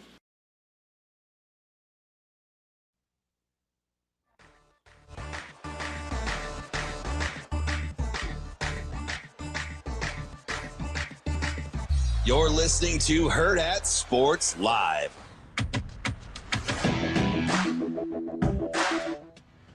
Welcome back, Hurrdat Sports Live, presented by Centris Federal Credit Union. That's DB. I'm Ravi Lulla here at Hurrdat Sports Bar and Grill, reminding you that if you want to save money while you spend, Centris is the way to do it. Every time you make a purchase with your Centris Visa debit card, it can round up, put the money from your savings to your checking account, from your checking to your savings account, and you can save up money day by day every time you make a purchase. Go check out the details. Terms and conditions apply at centrisfcu.org. Federally insured by NCUA. DB. Speaking of what to check out, how sweet was that? I'll say we got a little news drop from Nebraska. And I'm not even a uniform guy. You're not. But the video was nice. He's on fire. And I love the black uniforms. People are going to be all bit out of shape. But there's no red in it. Black's not one of our colors. Whose voice is that? It's the people that are haters. It's the haters' voice. Don't matter to me. That's not even our color. We don't have any. We don't have any black in our color scheme. It's scarlet and cream. Oh, how are the older guys gonna take it? Yeah, it's that voice. Well, we better check in on our guy Bish, because I feel like you're kind of talking about him. 100%. Say we should call JB and get a hot take from one Jonathan Bishop. I am 100% talking about him. He touched it. He touched it. Those types of people. The all black uniforms are legit though. They look really good. But I'm Team Bish, man. I want him to be all right. Never, ever, ever. You want him to be all right? I mean, I like him as a person, but he's wrong about this. I want to ask him if he's cool with the all blacks. The uniforms are sick, man. I like the commercial. The video is also very cool. If you haven't checked, go check out the Nebraska football. I saw it on Instagram. I assume it's on all their platforms, but really cool. Big IG guy. Yeah, you know who? I was very proud of myself. We're gonna have a little humble brag here. You ready? Oh Lord! Not even a humble brag. I'm just bragging. You know who followed me on Instagram a couple days ago? Who? One of my favorite coaches. If you say Rule, I'm gonna be pissed. It's not Rule. If it was Rule, I would have. Can you imagine how I would have come in here the next morning if Rule followed me on Instagram? He doesn't even follow me on Twitter, which is fine. It's fine. I mean, we've dapped up. Me neither. It's fine. It's fine. Me If he neither. doesn't follow you, I feel better about that. I mean, I don't. You actually know each I think other. he does it on purpose. No, it was one Terry Braden Jr. Oh, he's a good dude. I was very excited about it. He plays the social media game too. I don't know why. I was just like, oh, I'm very excited that Terry TV's Braden a dude. follows me on IG. You like him. I do like him a lot. But I'm sure I would like him actually as a person. I don't know. He may lose you on the whole he likes kids things though. No, I'm hanging around with you all the time. Wow.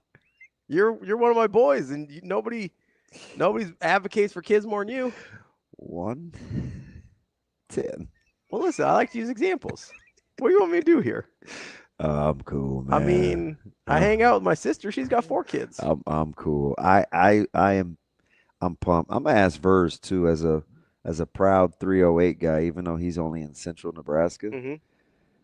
I like the fact that Nebraska has found a way to embrace all the things that we would complain about when we were just miserable and losing. And it's like, all we see is the cornfields and all they do is tractors and Herbie's got a corn cob. And it's like, well, we're an industrial state. Like, doesn't have, we do ag around here, Agriculture, man. baby. So it's like, I get it. There's Omaha and some pockets, but it's okay. Yeah. It's okay. And you know what? Don't make it just fits my personality. Mm-hmm. Don't make it something to complain about. Make it something to use to your advantage. Yeah, absolutely. So we see a couple of Embrace it. steers in weight rooms with boom boxes, like the blending of the blending of the two cultures between Omaha and Lincoln and the rest of the state. They're pulling up the pickup truck. I feel like I'm going to watch a football game at Aquinas, right? And they're still parking out in the end zone or Plattsmouth with the lights on. Yeah. And people hop out. Here comes They're the like, sun. hey, practice is running late, or we got to practice early. Turn your truck lights on. We got to go. And then you're coming out of the cornfield with the contemporary black unis, man. No, I like it. We've got Matt. You can ask him. He's on fire. I like the juxtaposition between the two. I enjoy it. Let's get our guy in here, Matt Vrzal, former Husker, owner of Piezons. Verz, what's going on, buddy? What is up, fuckers? How we doing? Matthew Aloysius, man. How are things? Hey. I know. I got a question for you. Okay, what? I haven't talked So to you. all the chirping you do, and I've held on to this one for a little bit. Oh, this private school got this much money, and they do this, and they do that, and they do the third. How is the field house construction going? Listen, I lived it over there in the land of milk and honey. You're confusing my disgruntlement. It's not. Oh, it's not. Okay. It's not private has all the money. It's private. Oh. It's private could handpick who's in their building. That's what it was. Oh, okay. Jeez, All right. Matthew. No, the We're gonna have to fundraising. go to the tape on that. The project is coming along nicely. It looks. Man. It looks pretty. Must be rough over there. Oh yeah, because your former school was over there slumming it, huh? Yeah, man, we're just grinding it out. Yeah. Well, Term's doing the best he can, spackling. I think I just saw him taping shoulder pads together the other day. He said spackle. Trying to get him cleared by the NSA. Had Newhouse come over. Bless your heart. Hey, I got a question for you on kind of a serious note. Twofold. Number one, you saw the damage and destruction at Malcolm, right? Yeah. From the storm and the lights, and it was crazy. How long have you heard how long that may take to get put back together? Like, there's no way it's ready for week 1, right? I don't know, but that community, yeah, I know that community will do everything it can to make sure it's ready for week 1. Yeah, they're ready. Here, we'll fire off some text. Dallas may be listening, so we might get that answer real quick. But yeah, they will exhaust every option to get it ready to roll, get the shipyard ready to go. So we'll have to wait and see what happens. And then the other thing, I think, and I didn't get a chance to talk to Jerome Sautter about it, but surprised to see schools. I mean, Oakland Craig just won a state title not too long ago, right before COVID. They perennial playoff power with Brands. Were you surprised to see Oakland Craig didn't have enough out for football? No. Unfortunately, in the smaller communities, everybody wants to get off the farm. Yeah. Which is unfortunate. So we got a gal that works for us. Yeah. She's actually moving out to the farm. They're gonna inherit a big, her and her fiance, now husband to be, are gonna inherit a big outfit way out west. And I was like, wow. I was like, are you ready for this? She goes, oh yeah. She goes, I can't wait. Yeah, I would probably move close if I could still get like some things that I have to run to the store quick. I would prefer the peace. I'd be just the opposite. I'd like to move out to the farm, mind my own business. Yeah. But no, it is. It's just, the battle of the small town now in Nebraska. It's tough. It's just a hard deal. It's now to do that work.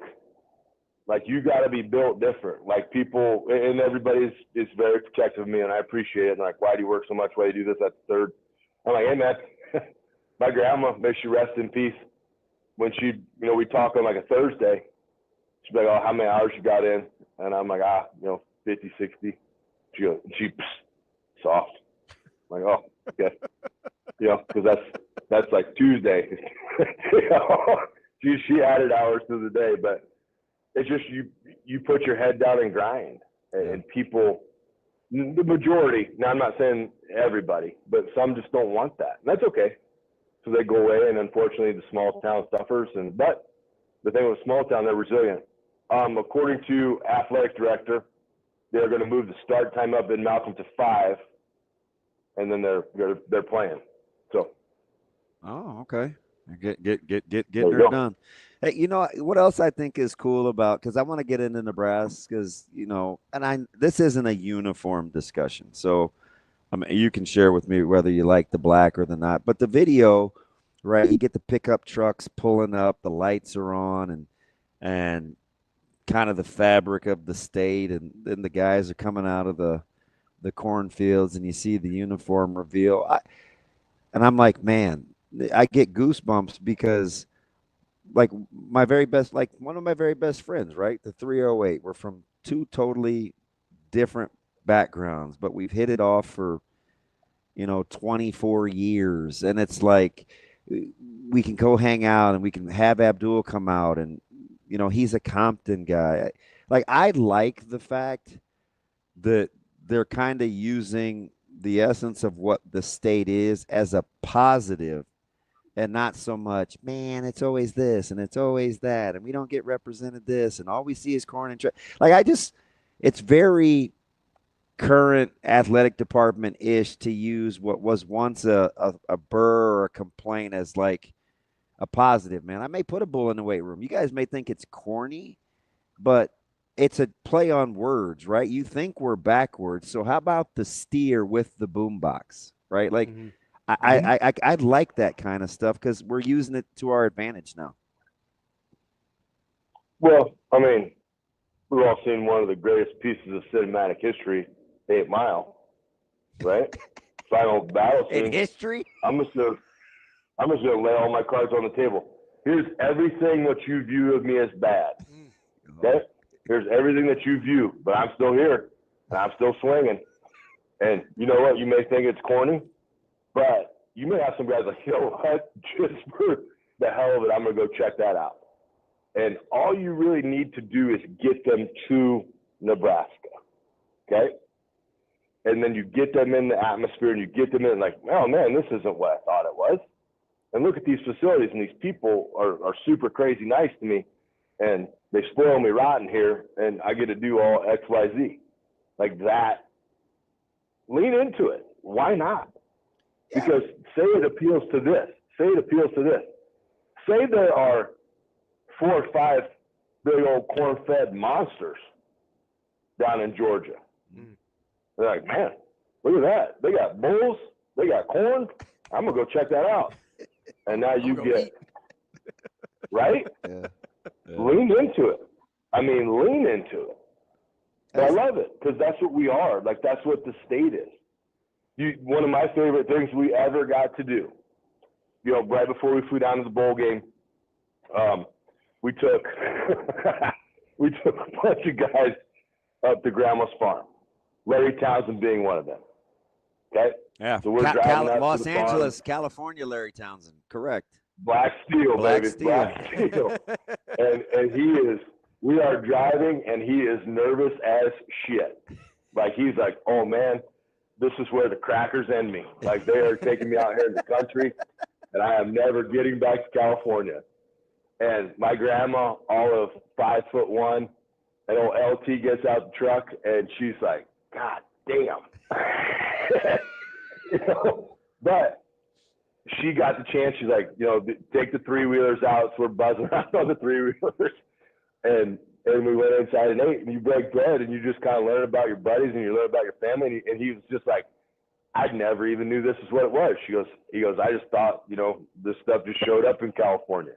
It's people like you that are bringing this to me. Yeah, it sounds corny, right? But I was joking with Coach Cook during the spring game with the stuff that was going on the field. And, he's kind of heading up the mechanical bull thing. And I was tickled.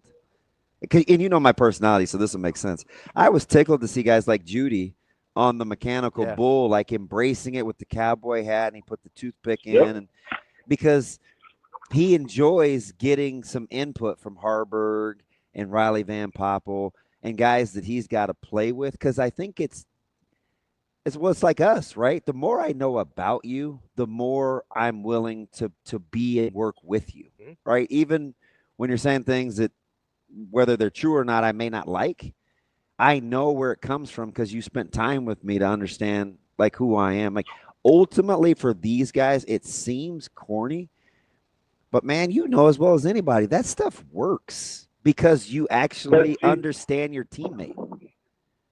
Much like beauty, though, corny is in the eye of the beholder. Okay, if I'm going to do something and somebody says, "Oh, this is corny," okay, all right, dog, you probably ain't my kind of people then. Because if you think what I'm doing is corny, then I probably don't need to be around you because you think you're too cool. And I don't roll with people that think they're too cool because guess what? You ain't. So lose your attitude, come down, be a human being. Let's just get along as human beings, right? I do. And go ahead. those relationships and like being with people that are different than you change your life. Like Goofy, Wisham spoke at the B'nai B'rith one year. Okay. And I'm the chauffeur. Yeah. And I'm like, oh my God. So I'm driving around. I don't know Omaha that well. I think I was still commuting from Lincoln when I was at the investment firm. And I get lost. And I am lost. Okay? And I'm in North O. And I got my little 2-door, or no, I didn't have a 2-door at the time. Got a 4-door Tahoe. I get stopped at a stoplight, and one of the local street toughs had wanted to come up and introduce himself to me. Wisham had a couple cocktails, so he was not coherent. I'm looking out, and little buddy kind of was showing me something that he may have had in his belt line. And I was like, ooh, we're in a bad spot. So instantly, what do? I go on the offensive. So I roll the window down. I did not use the vacation line. I did not say, pardon me, Holmes. But I just rolled the window down. I was like, hey, man. I was like, I need your help. He goes, yeah, you're going to. I was like, well, I'm kind of lost. So I'm looking for Clinton Childs. And little buddy stopped in his pass and put his shirt back over his belt. And he said, dog, you need to get out here. He goes, you need to get 2 blocks up and 2 blocks over. And I was like, you got it. So I didn't even wait for the red light. Just hammered it. I don't know where I was going, but I knew my truck said north. I went north. And that thing, I might have made it to Ponca. But we were going north. I just and then I think I got to 480 and I got out of there. But yeah, but I just look at the personality types, right? Like in Winari, like, you know, east, northeast KC, right? Van Poppel, Texas, you know, Hofkin, overseas. But you want to know the binder? I know what I hope it is, which is what I think we're talking about, right? Go ahead, give me the binder. The binder to the whole situation is the Australian kid. So you know what's funny about you saying that? And I was so pissed. Verge, you know me. Of course, your boy, you're going to be like, oh, man, he like took up the arms like Red Cross. I was so peeved at people kind of making light of Arch's response.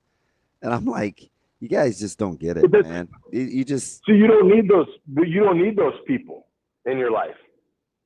Like everyone that had a problem with that kid being in such a comfortable position that he could be raw and emotional in front of people he didn't know, because 100% he knows he goes in that locker room and they all got it. Yeah, they're gonna rally, man. Yep. Man, I bet that dude had a party.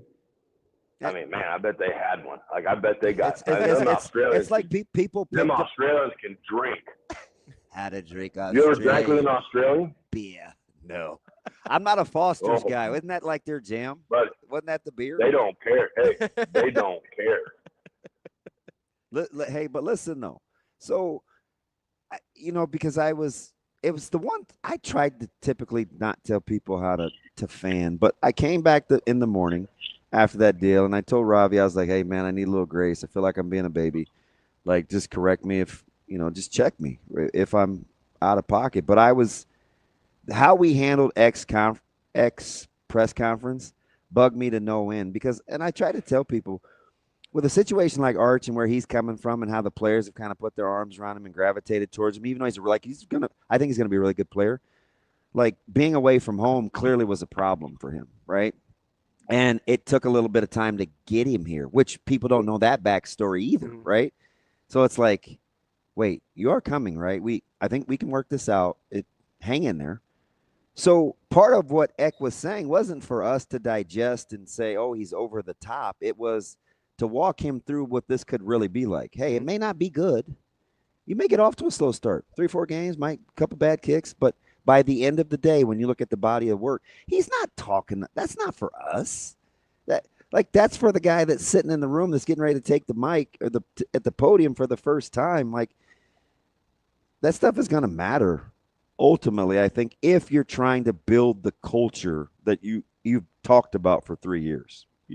Does that make sense? Listen, man, you got homesick. And you were 40 minutes away. I got homesick. I was an hour and 20 minutes away. Oh, yeah. Can you imagine being like multiple continents and oceans away? It's like, now, I do think another good piece of that is Eckler, because. Well, you know him as well as anybody, right? No, I don't. Okay, well, I just met him the one night at the Jet thing that you introduced me, and it was great. He was awesome. You guys had your own party, so I was kind of being facetious. Well, he asking. He asked good questions. Yeah. I'll always interact with somebody that asks good questions. But when you have somebody that's just over the top, encompassed, like enthralled with football, like every phase of it. That guy, I guarantee you, being on the special teams, and you and I talked about it a lot, special teams coaches get a touch on everybody because they take people from different positions, they put them into one group. And then if his energy is contagious, which it is, then it just kind of spills out into the team. Like, people ask all the time, oh, what are they going to do? How many are they going to win? I said up and down. I was like, I think this is for sure 8, okay? not because of talent, not because of scheme, not because of anything, because of maturity and cohesion. I think they actually genuinely like each other now. I don't think in the past you could say that. Man, it's just not tangible. So I don't know what good radio or good. Don't worry about that. Just talk. So, like, you understand the importance of that in nut cutting time, right? Yeah. Because you've been there. Of liking each other. I just wish we had a better idea, so there wouldn't be so much of the eye roll or the whatever. It's just like, you guys got to understand when it gets real nitty gritty, man. And it's like, am I a guy in 4th and 2 that thinks, well, they should put me in there, or hey, come on, such and such, you can do it, right? Or nope. Because we'll go back to another piece of cinematic history. All those New Jack City. New Jack City. Am I my brother's keeper? And listen, all you eye rollers and you people that doubt, guess what? Ain't got 2 squirts of piss for you. I don't need you in my life. I don't care about you. That's fine. Go roll your eyes. And I'll put myself out there too. If we don't win 8, come at it. I'm more than willing to do that. You came at me when I said everybody needed to pump the brakes when the other guy was the head coach, and now it got real quiet after that fact, after he left town. Okay? But just like me and you, and maybe it's just me, I'll give you my opinion. Your reaction to me matters none. It does not matter at all. Because you came to talk to me, dog. I didn't come offering it up to you. You can take it or you can't. I don't really care. But that's what I see in it. And having lived it and having been around programs that are successful, the one common bond is that the player cares more about the other player's success than his own. And that's when you win. You just can't get guys like Peter Zach and Hofkin. You can't get those young guys. You can't get a Justin Evans who's coming from the East Coast is kind of the newbie in that cliquish O-line when he first got there, and embrace guys like that without being other-centered. Like, it just...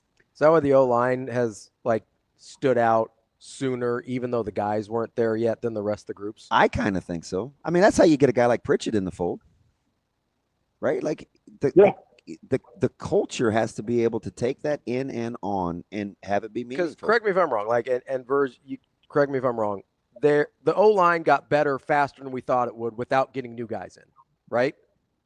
That's safe.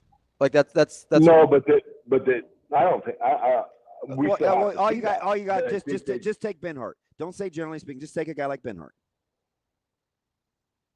Okay, where am I taking him? Got better, right? Well, nobody thought much of him before. His last year was his best year. Yeah. So yeah. Okay. But that's in the compilation of it. Like, there was a ways to go from the start. Yeah, I think I said think about him. All due respect to the kid, with relative to Robbie's question is what I was telling you to hold that thought. But I do think the one piece though is they were able to add talent to it whilst fitting in the room because they knew what they needed to have to fit in the room. Like, when they took the job over, when the other guys started, I said, listen, this is not about X's and O's. This is about building men, okay? And this is about building cohesion. He didn't have to do as much at the other school because he had that ready-made because O'Leary already had guys there, okay? So when he got here, that was the build. It was not the offense. It was not the defense. It was the human being. Rule, when he took the job, focused on the human being. And that's just what he does. He knows how to build programs, and that's what he's doing. This is just year 3 of it. I don't think we're going to do the 10-win thing. I'm not being a wet blanket, but in those scenarios and situations where Nebraska would air quote beat itself in the past, now that you are a cohesive unit, I see them, this is just me, I see them winning those games. They are going to have to show me they can win those games. But I, from what I have seen, believe in what they are doing. Okay? This is the first year in I think 7-8 years that I have them predicted at more than 4. So that's where I'm at with. All right. Hey, so on and if we're able to shout out for Caleb Benning returning punts. I heard that on the news snippet that came across my TikTok. Really? Rule said it a couple like a week ago, I think. He was like, yeah. No, Eckler said his name. Oh, Eckler did too. Okay, because Rule did like I think 2 weeks ago. He mentioned him and guys that were returning. Well, I did catch wind in passing because he's an idiot that he's the off returner and kickoff returns too. So I don't Caleb know. Benning. I mean, apparently he is going to be better than me. Good for him. I'm tickled. Apparently. Oh, shut your ass up, Patty. Gee, You got them slew feet too? No, that's Micah. We got to get him out of that. But yeah, no, Caleb. It's almost like Google search on TikTok arch exercises. I've been doing them. My arches are getting better. Hey, TikTok's got everything you need, man. Them Chinese are doing us a solid.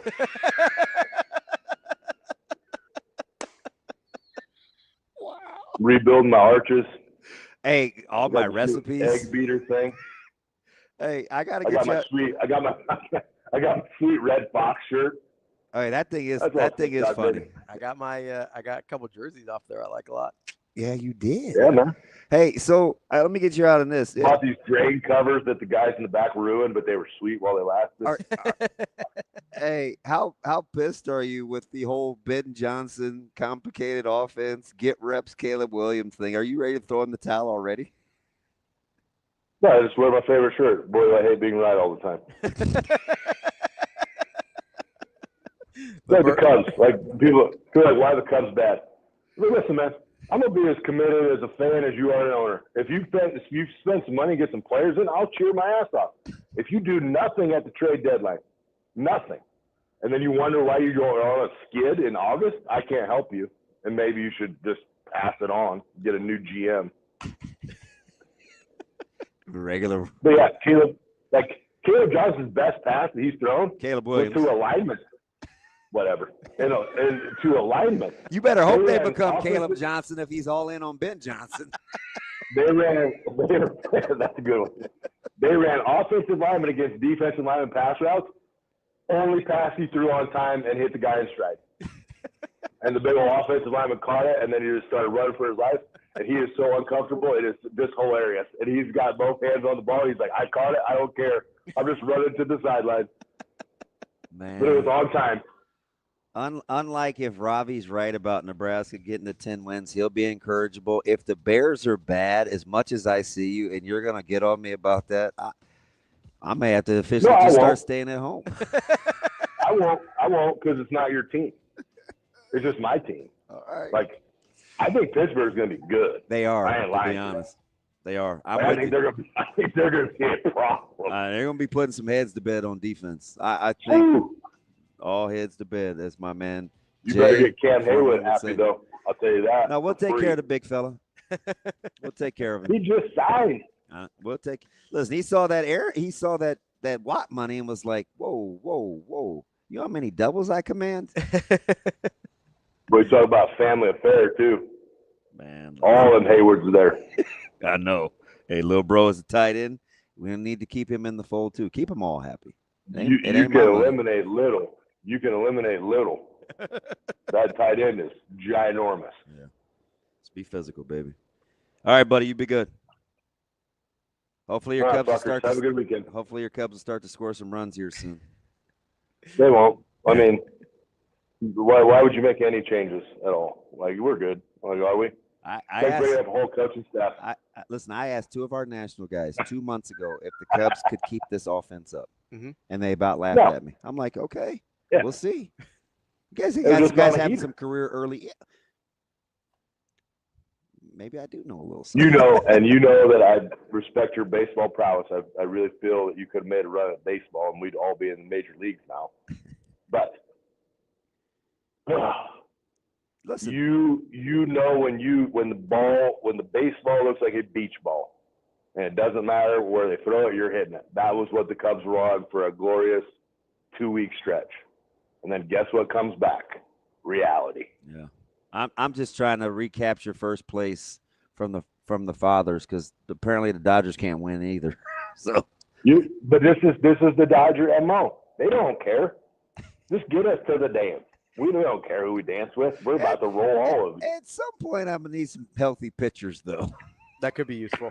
That could be useful. But that's what's going to happen. They're all going to get healthy when the playoffs start. Yeah, I thought that last year, and they had to win 2 bullpen games in the World Series for me to even have a pulse. Yeah, you're fine. Are you complaining about how they won the World Series now? Okay. That didn't sound right. All right, Verz. Much like your favorite movie, we got to go back to reality. We'll catch you next week, okay? Thanks, buddy. See you, boys. That's our guy, Matt Vrzal, a.k.a. 8 Mile. Yeah, that was actually pretty good. It was a good. I didn't know where he was going with it. That was pretty He good. caught me off guard. I was like, "Oh, that was a really good analogy. Well I know done." everything about you. You went to Pembroke. That's a private school. And his parents have a real nice marriage. And you didn't know his real name was Clarence. Nothing wrong with Clarence. No, it's a nice name. It's fine. Is that a name that's switched over the years? I mean, No. in It's a Wonderful Life, the Clarence the Angel's pretty white. I thought it was clearance. No, that's a sale. That's what you're trying to Oh. find your comic books on. I'm comic book shopping today. Or his energy Yeah. drinks. All right, that's the show for the day, the week. We get a normal schedule. We will be back Monday through Friday next week. You How gonna hang about out with me that? all 5 days next week? On time. There we go. That's my guy DB. We'll be back on Monday. It's Hurrdat Sports Live. See you. Have a good day. Love you.